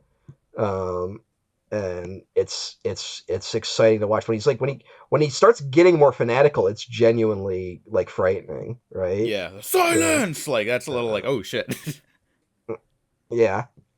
A lot of good performance. I made this joke on Twitter that part of what I love about it though is that like everyone in this movie is so fucking serious, and then you have Javier Bardem over in the corner, and he's just living the plot of Life of Brian. Like, just like he is the Messiah. Anything he does, he's like he is the Messiah. Only the Messiah would deny being the Messiah. Like it got probably the biggest laugh in my theater when he's like he's too humble to admit it, like which is a really funny moment. No, he's really funny in this, and then he gets really scary. No, yeah. I mean, it is one of those like the more fanatical everyone gets, it starts being more frightening, which is why you kind of need someone like Zendaya there to be like this is getting a little too fucked up for even me. Yeah. And I also like Brolin in this really too, where Brolin is very much like he doesn't believe any of the shit, but he's like, but look, it'll work if we embrace it. Like he's like, I don't believe Paul's Messiah, but like I also know that we can use this to get back at House Harkonnen. And so that's where it's more fun with like the different political implications of it. And look, like I think a lot of people have understood that like, no, this is like wrong. I saw this really like not funny, but like insightful tweet where it's like, look, like it's all fucked up. The Harkonnens were like really fucked up though. So it's like they kind of had to go. Like, look, this is what happens is bad at the end of this. Yeah, killing them is probably that's for the best. Like, I mean, the story is very much a like they overthrow the evil guys, but they do not change the power structure, right? Like that they've substituted one dictator for another, right? And now this dictator is like got a religious fanatic base to it, right? Like that is the dark ending of this. That is where I think you could take the sequels. The books do this, but I can see where they're trying to going with if they want to do a story about power structure versus like Messiah figures, right? Like are we doomed to repeat these sort of things because we can't get rid of the power structures, or is there a third way of dismantling this sort of stuff? Which I'm interested to see what they do with Messiah. But yeah, that is kind of the dark ending of this. And considering how Chani leaves the film, leaves the sequel, like I don't need this to happen. And this is just me being angry at the world. Like I would like to see one of these stories end with actual dismantling, and not just like a stand of revolution. Like I would like to see some power structures crumble in these narratives, and that's not going to be on Dune Messiah to fulfill that. That is just a wish I have, you know. Yeah, it is wild to see a movie like this where it's like we got to return, Arrakis to the Fremen. It's the planet has another name. That name is Dune. Like all that stuff, with what's going on in the world right now. It is. And when did all the stuff in Gaza start this time around? Like October. October. So it still would have been, because Dune was supposed to come out in November. I wonder how it would have felt coming out then, right? But it's weird. Like it's only grown. So. I mean, hell, now you have CNN being like, "Hey, here's the number of children that were killed in Palestine," like, which they weren't doing initially. Nope. I don't remember if it was like CNN or someone, but someone did ask Biden about that stuff, like about the atrocities in Gaza, and you see it shifting. Yep. You can see it shifting right now. They better fucking keep up with our it. Our political system is fucked, so I'm not giving those people any credit for it, right? But it is one of those where the activism is working. Like keep it up, right? Yeah. Like it is working. We're never gonna get Biden to say free Palestine, but we can push him in the right direction, so we will ultimately get there. But I mean, also it was it was so funny watching. Like I saw Glazer's speech at the Oscars, right? Yeah. And people are like, I get it too. Like he gave a very like the diplomatic version of that statement of what's going on in Gaza and Israel and shit like that. And I saw people initially giving him shit for kind of being so basic with it. And then now to see the people that are violently angry about it, it's just like, oh my God. But it's like, okay, no, that wasn't a milquetoast speech. That was enough. Ultimately, for that space. It turns out they're not even open to the middle road, right? So if they keep doing that, it's only going to end with a free Palestine. So what a fucked up world right now. Yeah. Shout out to Rami Youssef, who I believe is the only celebrity on the red carpet who said in an interview calling for a permanent ceasefire and free Palestine. So thumbs up. I like that guy. Mark Ruffalo said something. Oh, Mark Ruffalo was, yeah. But I mean, in a specific interview, he is giving a quote. He's not passing by. Mark Ruffalo passing by. Still, hey, more than most people did. Passing by. Yeah, and a few people wore buttons, which is the bare minimum of what Hollywood could do. Yeah. But at least it's something compared to other people in that room. But especially just when we consider the amount of how we had to stop the world to talk about what's happening in Ukraine, and then now we have to pretend what's going on in Gaza isn't happening. It's maddening, dude. It's fucking maddening. Back to the movie though. Oh yeah. I like Skarsgård in this more than I liked him in the first one. Yes, I saw felt like they kind of. Yeah, what changed? Yeah. Well, he's bare, they didn't make him menacing enough in the first movie, in my opinion, right? He's kind of just there. It's just, it seems like a personal vendetta, whereas this, it's we get more of his, ego and what's actually driving him, right? Just, like he's playing multiple games, right? Where it's like, well, we have as much shit on the Emperor as he has on us, so that will keep us holding on to Arrakis. And also, you see like the scenes with him and Austin Butler are really good. Yeah. Like that's a really good scene in the movie. Yeah, give him a little smooch. And so like I got him. Yes, that was Butler's choice, right? Yeah, like, he's like, oh yeah, he went back for seconds. Good for him. Like I guess. What is Austin Butler doing? He's like this isn't a complaint, by the way. He is becoming one of my favorite actors. Is what he's doing. Yeah, but it's like I'm looking at his last 5 movies, right? Mm-hmm. Well, the Bike Riders isn't out yet, so last 4 movies. It's supposed to be out. Sorry. It's like, yeah, I was supposed to. The Dead Don't Die, where he has like a bit part, right? Yeah. Once Upon a Time in Hollywood, he's fucking Tex Watson. Elvis, he's Elvis. And now in Dune, he's playing like the most insane version of this character, right? Like there isn't there was no attempt to be like, let's pretty him up a little bit, right? Yeah. Like, it's like, no, let's make him as like awful as possible.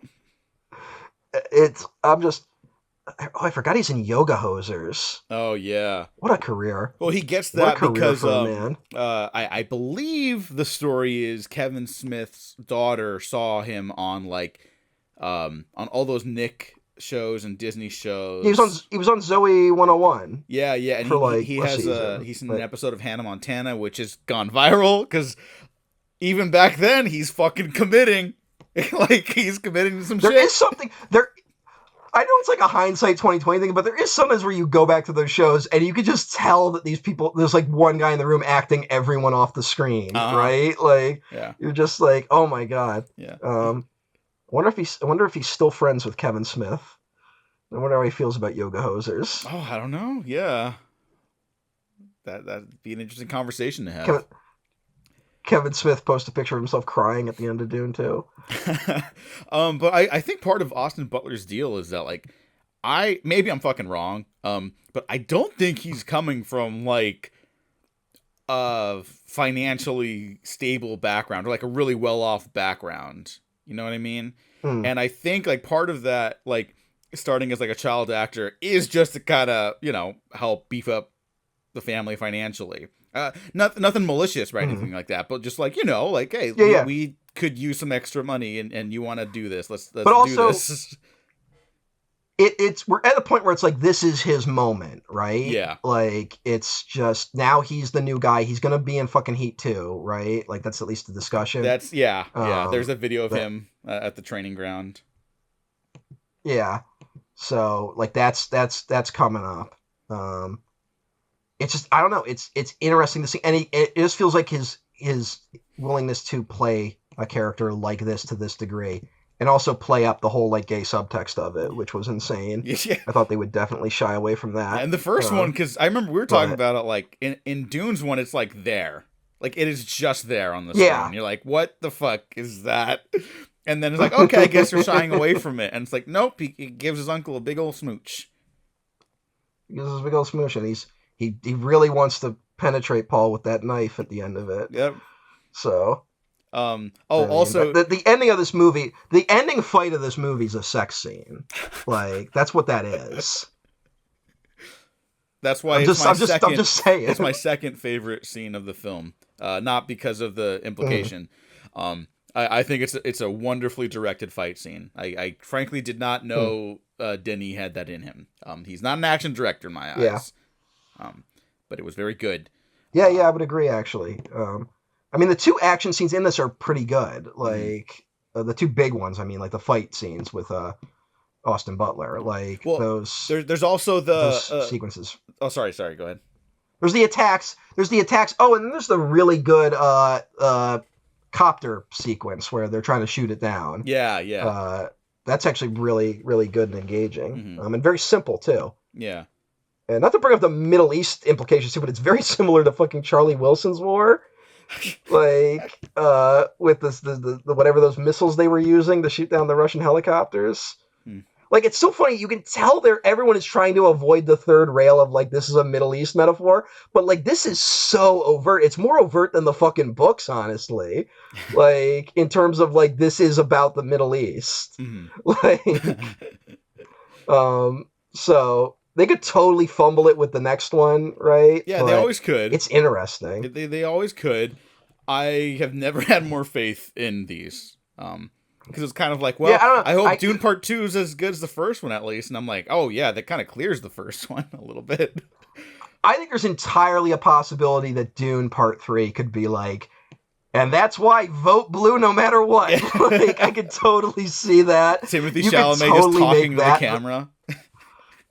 Yeah, but it's also like, it's like, oh, actually the problem is extremism. It's not power structures. No, there's also like that, extremism in all forms is bad. Like, I could totally see that being what they do with Dune Part 3.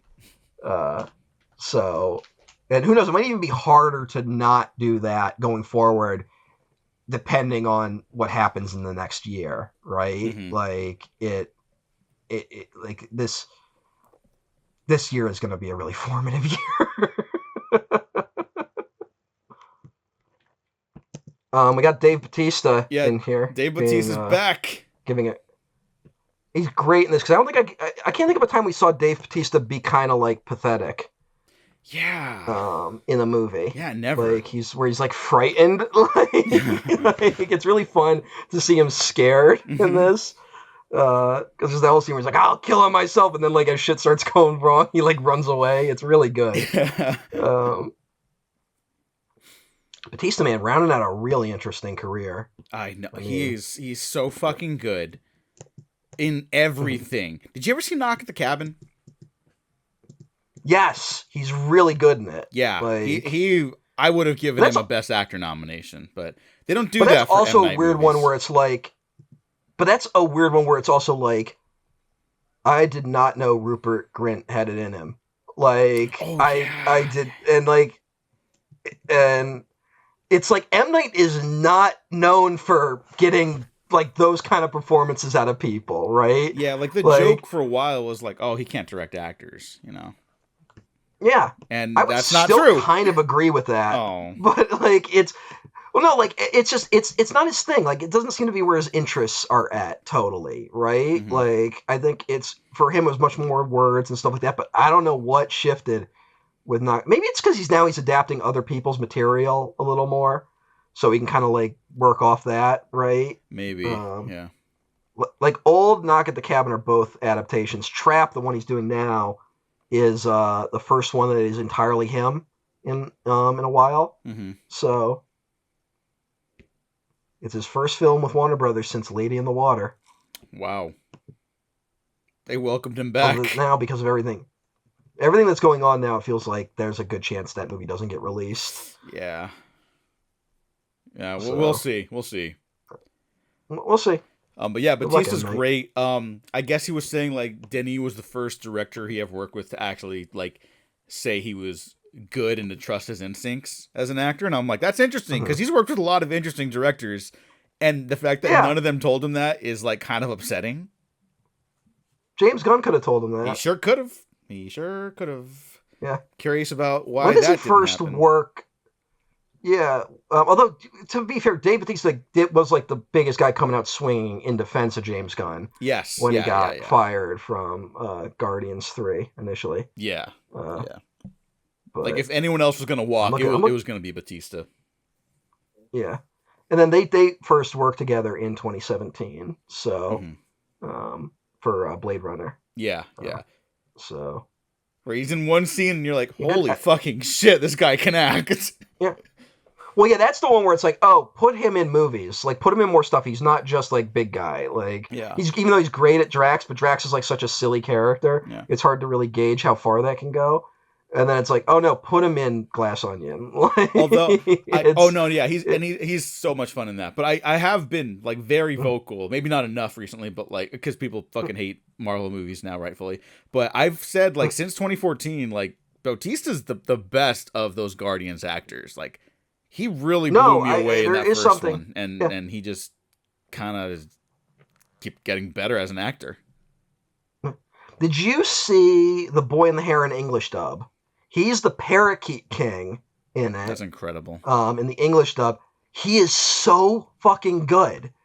Like, and that's just his voice. That's like, incredible.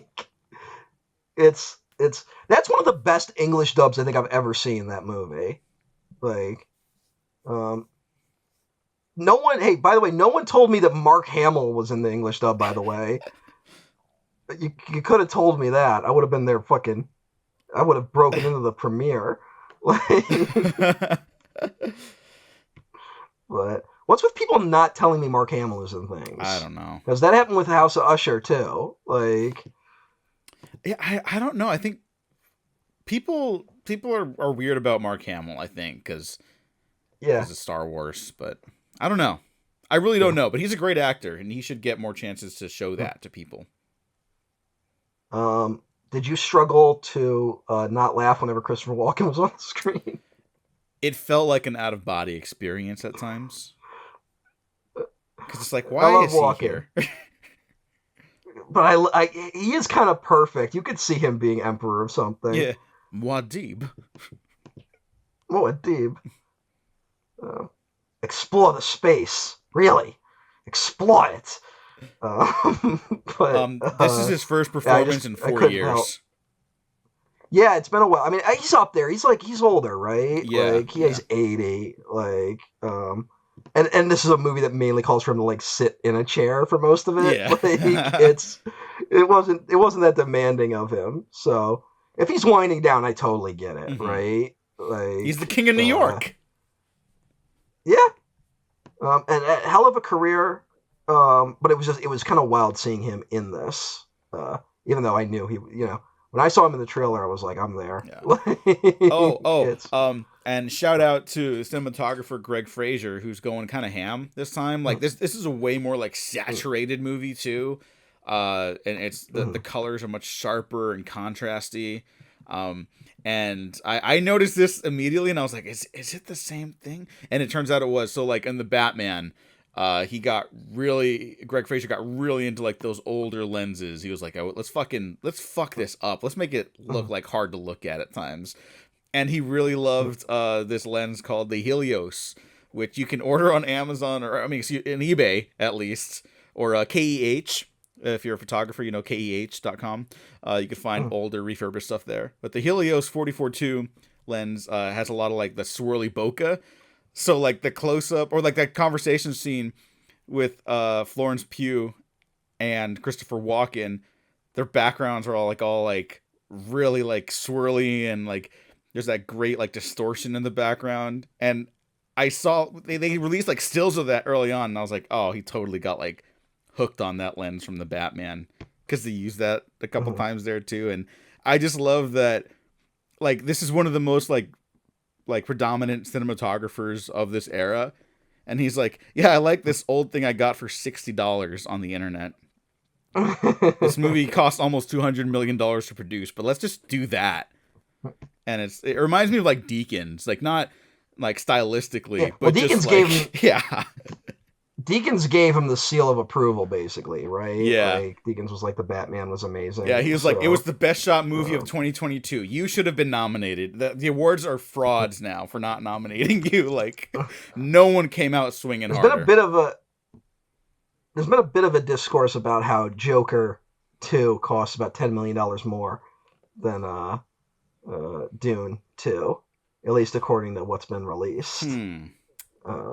Now we haven't actually seen anything of Dune. So, of Joker 2. So who knows? Maybe it visually looks amazing, but I have seen Dune 1. Yeah.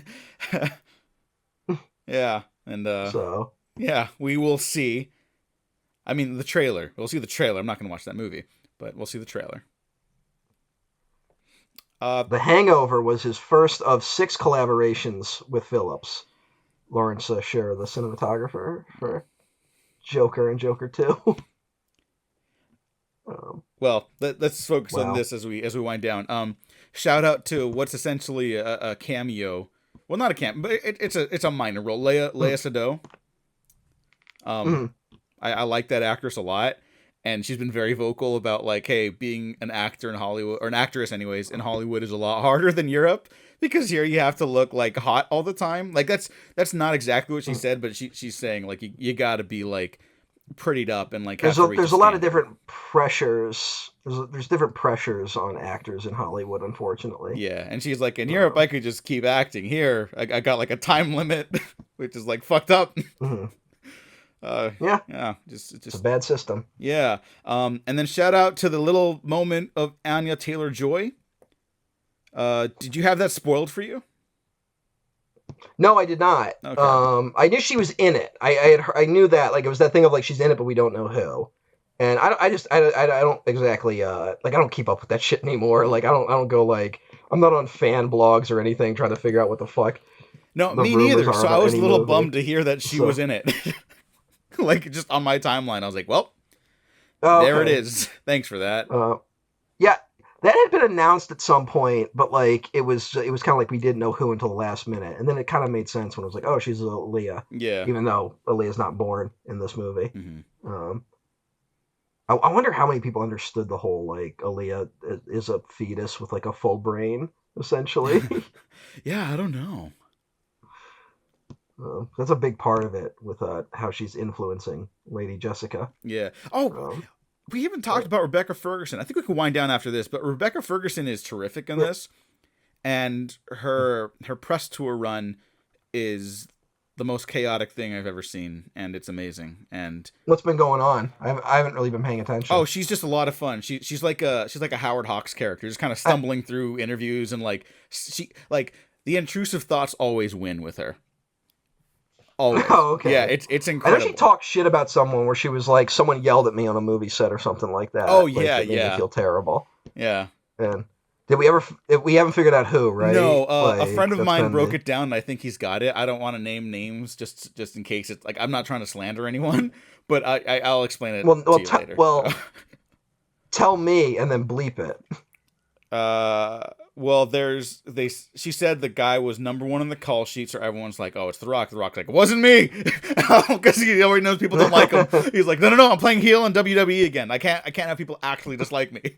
And then people are like, well, Michael Fassbender and her worked in Snowman, but they did a lot of the press interviews together for that movie. So I was like, okay, I don't think they would have put them together had it been that rough. And then people were like, well, Jake Gyllenhaal and her were in Life together, and it's like, well, they were also all in the press runs together too. So I'm like, who the fuck is it? Yeah, but press runs can be bullshit. They can be bullshit. They can. As much as... But if it was that abrasive, I think like legally there would have been issues had they paired them together. Okay. But people were like trying to figure out like, God, who is it? A friend of mine broke it down for me. They assumed it was Hugh Grant, and I was like, I don't know. He wasn't number one on the call sheet. Whatever movie she was in with him, I don't know the name of it. Rebecca Ferguson said, Florence Foster Jenkins. Yes, and in the call out, Rebecca Ferguson said, like, I'll just act to the back of his head when they're on screen together, in the Florence Foster Jenkins or whatever. In that scene, she is acting at the back of his head. He's turned around, so. My friend was saying, like, I think it's Hugh Grant because of that. Who has also, said he's been very abrasive. Yes. All right. So that's that. That would fit. That would probably fit. Yeah.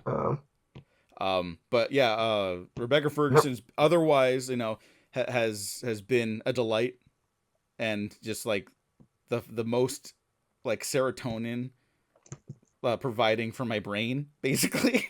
Just like look up any Rebecca Ferguson interview lately, and it is delightful. Someone needs to put her in like a rom-com or something, because like she's just got this really great chaotic but charming energy, and she seems to flirt with everyone. So it's like, why are we not like making her the biggest star on the planet? And she just got killed off of Mission Impossible, right? Yes, which I guess was her thing, because she was like, these movies take so much time.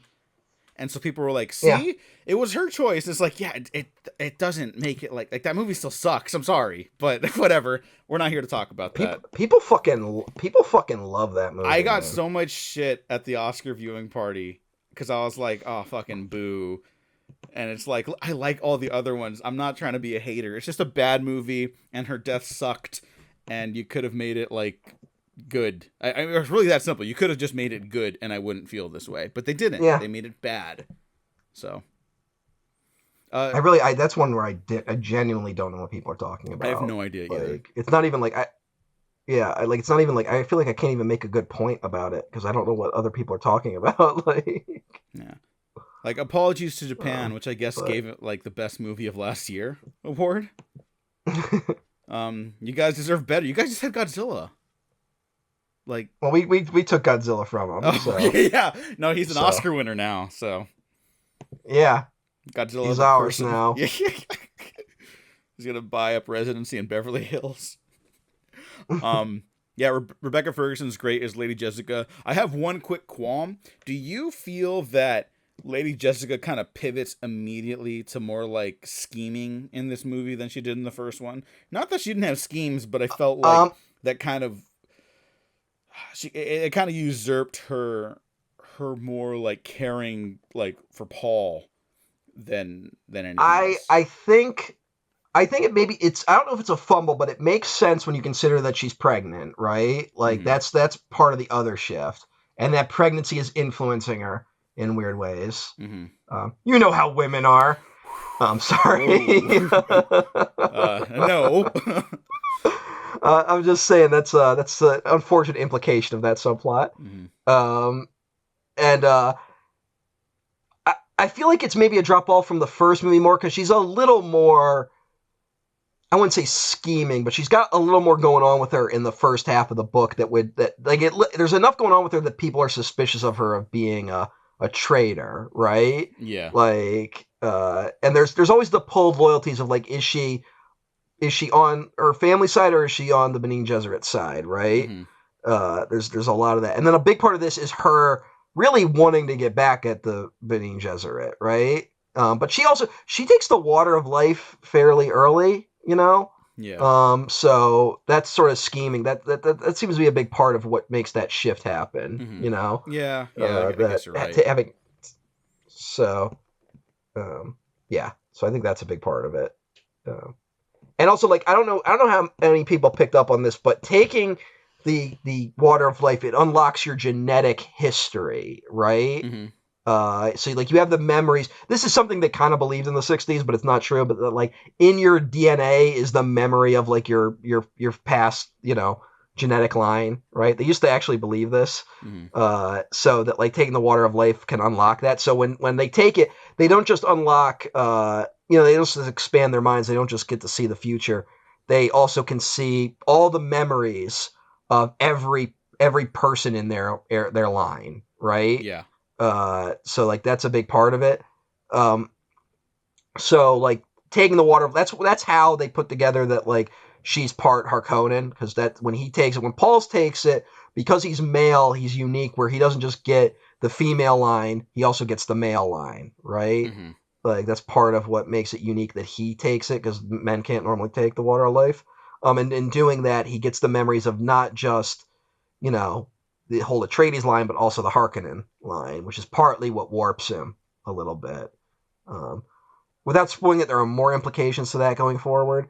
But also, this is like a weird, I believe it's never totally confirmed in the books. And I believe the later books actually, they disprove it, but those weren't books written by Herbert. But Charlotte Rampling's character might be Lady Jessica's mother. And that's how they're able to communicate in there, like telepathically, kind of at the end. There's not telepathy, like they aren't. That doesn't exist, I think, in Dune. Like you can't actually communicate that way. But because they are genetically connected, that's how they're able to communicate without speaking. After Lady Jessica takes the water of life, right? Because she gets all of her memories too. But that's more of what the water of life thing does. I don't know if it was like fully explained. You didn't totally need it, but that's what's going on there. So, because remember, Paul was supposed to be a girl. It was only supposed to be girls born to the Atreides line, right? Yeah. And that girl would have been married to Fade to join Harkonnens together, and that would have produced the Kwisatz Haderach, right? Mm-hmm. That was the initial plan. So that's why Fade's a little frustrated. Yeah, which also makes the implication of like the fighting sex scene weirder. Yeah. No, that's what the scene is. This movie's really fucked up. It's kind of crazy that this is like a massive hit. Yeah, but this is the good stuff about it, though. No, this is great. I think this is all what makes great. it. It's just like, hey, this is like fucking. It is kind of like when Game of Thrones became like a crossover hit. Like something like with that much like incest and like atrocious violence, and you're like, yeah, everyone's gathering around the TV set to watch Game of Thrones Sunday nights, and it's like, this is great, but uncommon, I guess. It says something that we were all suddenly okay with it. Yeah. Well, I don't know if we're okay with it. It's just, no. I mean that we could watch it. That we could watch it is what I'm saying. Yeah. That we were all like, yeah, I'll watch something with these things in it. Like that there wasn't it wasn't a harder sell than you would think it would be. Yeah. Right? Yeah. Like that in order to get people to watch the show. But and now remind me one last thing. In the books and the original David Lynch version, when the other houses, the other great houses, like kind of kneel to Paul immediately, right? Mm-hmm. And here, they don't, and that's why he's like, "All right, let's get to work, everyone." Yeah. Without, I don't know how much I should say. I believe you're right. I can't totally remember that. Like, it is the book Dune kind of ends with like, okay, yeah, I'll marry the princess, and then that'll resolve everything. Right now, I'm emperor. Right? Like that's kind of how the book ends. It's like they introduce a comically bad guy for him to defeat, and then he gets married, and it's like, okay, all good. Now I'm in charge. But the start of Dune Messiah is basically like, it didn't work out that way. Like the start of Dune Messiah is basically like, yeah, it led to basically what the end of this movie is implying, right? That it led to this sort of force. So I think they're just incorporating the start of Dune Messiah into the ending of Dune Part 2. Yeah, because right? like why hold those chips so close to your chest? You know, like just do it. It makes sense.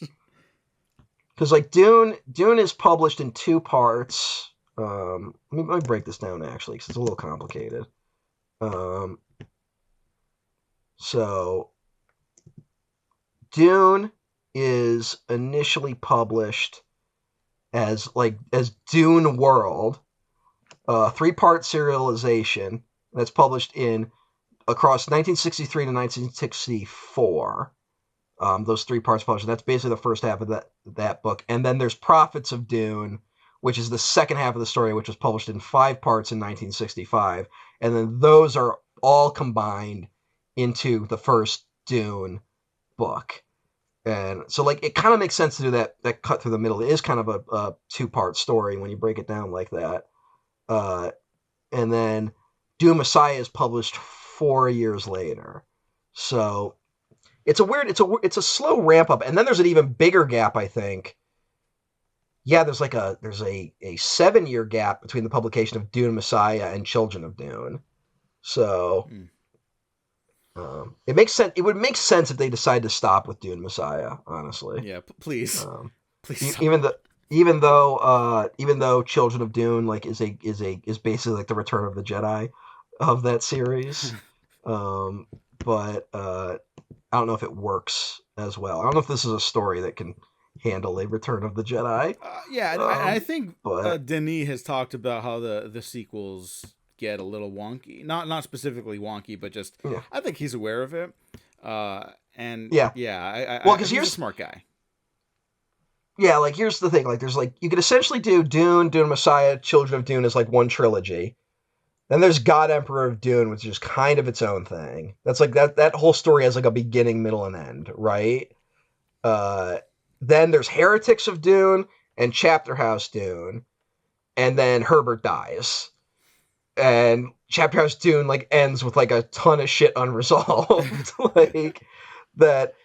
And then like 20 years later, his son and another author, a guy who primarily wrote Star Wars books, took some of the incredibly vague notes that Herbert had for Dune 7 and made like 3 books out of it, right? So Yeah, it gets a little wonky. It's one of those things where if they go forward, I would go to God Emperor of Dune and no further. You don't even need to really go to God Emperor of Dune, but there is at least a complete story with God Emperor of Dune. Whereas Heretics of Dune and Chapter House Dune kind of that don't have that.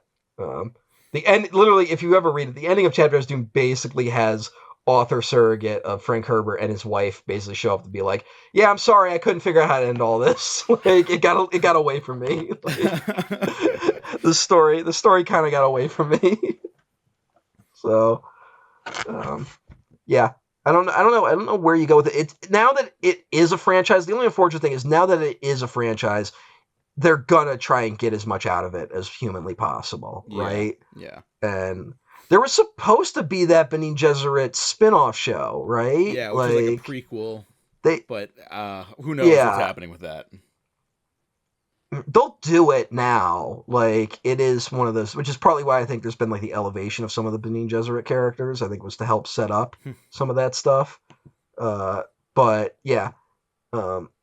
So I am interested to see. Like I said, I'm very, very excited for Dune Part 3. But even then, if Dune Part 3 fumbles it, I honestly think Part 2 is good enough to stand on its own.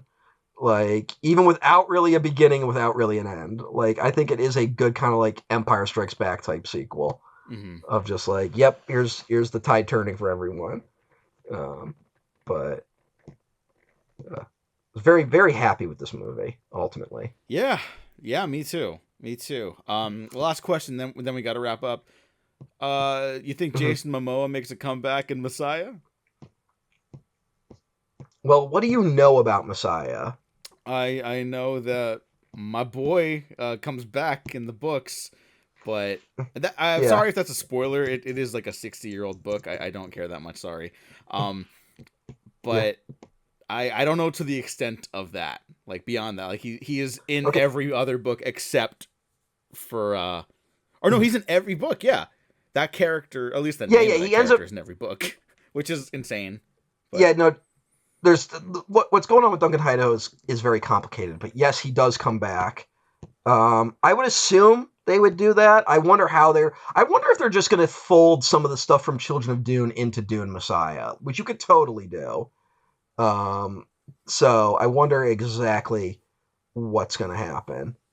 But yeah, he ends up being a huge part of the later books. He's basically the character that is in all. I think the only one that's in all of the books. So that's interesting. Yeah, at least the Frank Herbert books. I know that he's in all those. Yeah. I have not read a single spin-off book of Dune. So I don't know what happens in any of those. There are more spin-off books than the main series at this point. That's wild. Yeah. In fact, there are. Let me break this down. So 1, 2, 3, 4, 5, 6. So yes, there are as many sequel series as there are Dune books. So there are there's the sequel books. There's Prelude to Dune. There's Legends of Dune. There's Heroes of Dune. There's Great Schools of Dune, and then there's the Caladan trilogy, which is the most recently published. And so. Yeah, there's way more spin-off books. All, I believe, written by Brian Herbert and Kevin J. Anderson, who, like I said, wrote a lot of Star Wars books, and I think even wrote Titan AE. So, it's all connected. So I don't know what's. Oh yeah, I've never read them. I've never really felt the need to read them. Dune. The later Dune books start becoming more about the ideas than about the plots, really. Not in terms of not that the books were never more more idea heavy than plot heavy, but there was at least kind of understandable plots in the latter half, and then the sequels the narratives aren't as strong, in my opinion, but there's a lot of interesting ideas to them. So I'm interested. So yeah, Duncan Idaho's going to come back. Exactly how they handle it will be interesting, but. It's so crazy to think they actually tried to make Dune in the 80s. I know. It's just way too early, right? It just wouldn't. Even if that movie had been a hit and they tried to do another one, it wouldn't have worked. Yeah. Yeah. Which is, I don't know. I just find that interesting. Allegedly, there's like at least like notes of a script that Lynch was working on because he was like much more excited about the prospect of like political intrigue than he was like I guess a big adventure narrative, which the first movie ends up becoming. Never see it, and I'm sure he doesn't give a shit, but I would like to see those notes just out of curiosity, not because I think it would have made a great movie or anything. I would like to know like what he saw in Dune more, right? Like I don't need him to tell me like what I don't need him to talk a ton about like the actual making of Dune. I just want to know like what did he see in the books that attracted him to the material, right? Yeah. Other than he needed the work, but yeah. After he needed to like suppress the throbbing migraine he got from visiting the production offices of Return of the Jedi. They only had salad. Anyways, that's Dune Part 2. We did it. Yes. Yeah. We did it. And Villeneuve did it. Yeah. Excited for the next one. And probably have to wait another 4 years, but hey. Yeah. Well, we'll see. Maybe he even does it next. I don't think he wants to do it right away. But there's also a 12-year gap between Dune and Messiah, so we'll see. I'm excited to talk about it when it does come out. Matt, thanks for joining me. Thanks everyone for listening. Links down to all of our stuff below in the description. Plugs and all that. Yeah, the Patreon. Thanks for listening. Thanks for watching. Like and subscribe if you didn't like this episode. Like and subscribe anyways, because you might find something you do like. All right, take care. May your knives chip and shatter and all that jazz. And yeah, I was going to end with another Dune quote, but I think we covered enough there. We have been professionally unprofessional. Goodbye, Jonathan Demme. Bye. Goodbye, Judy Foster.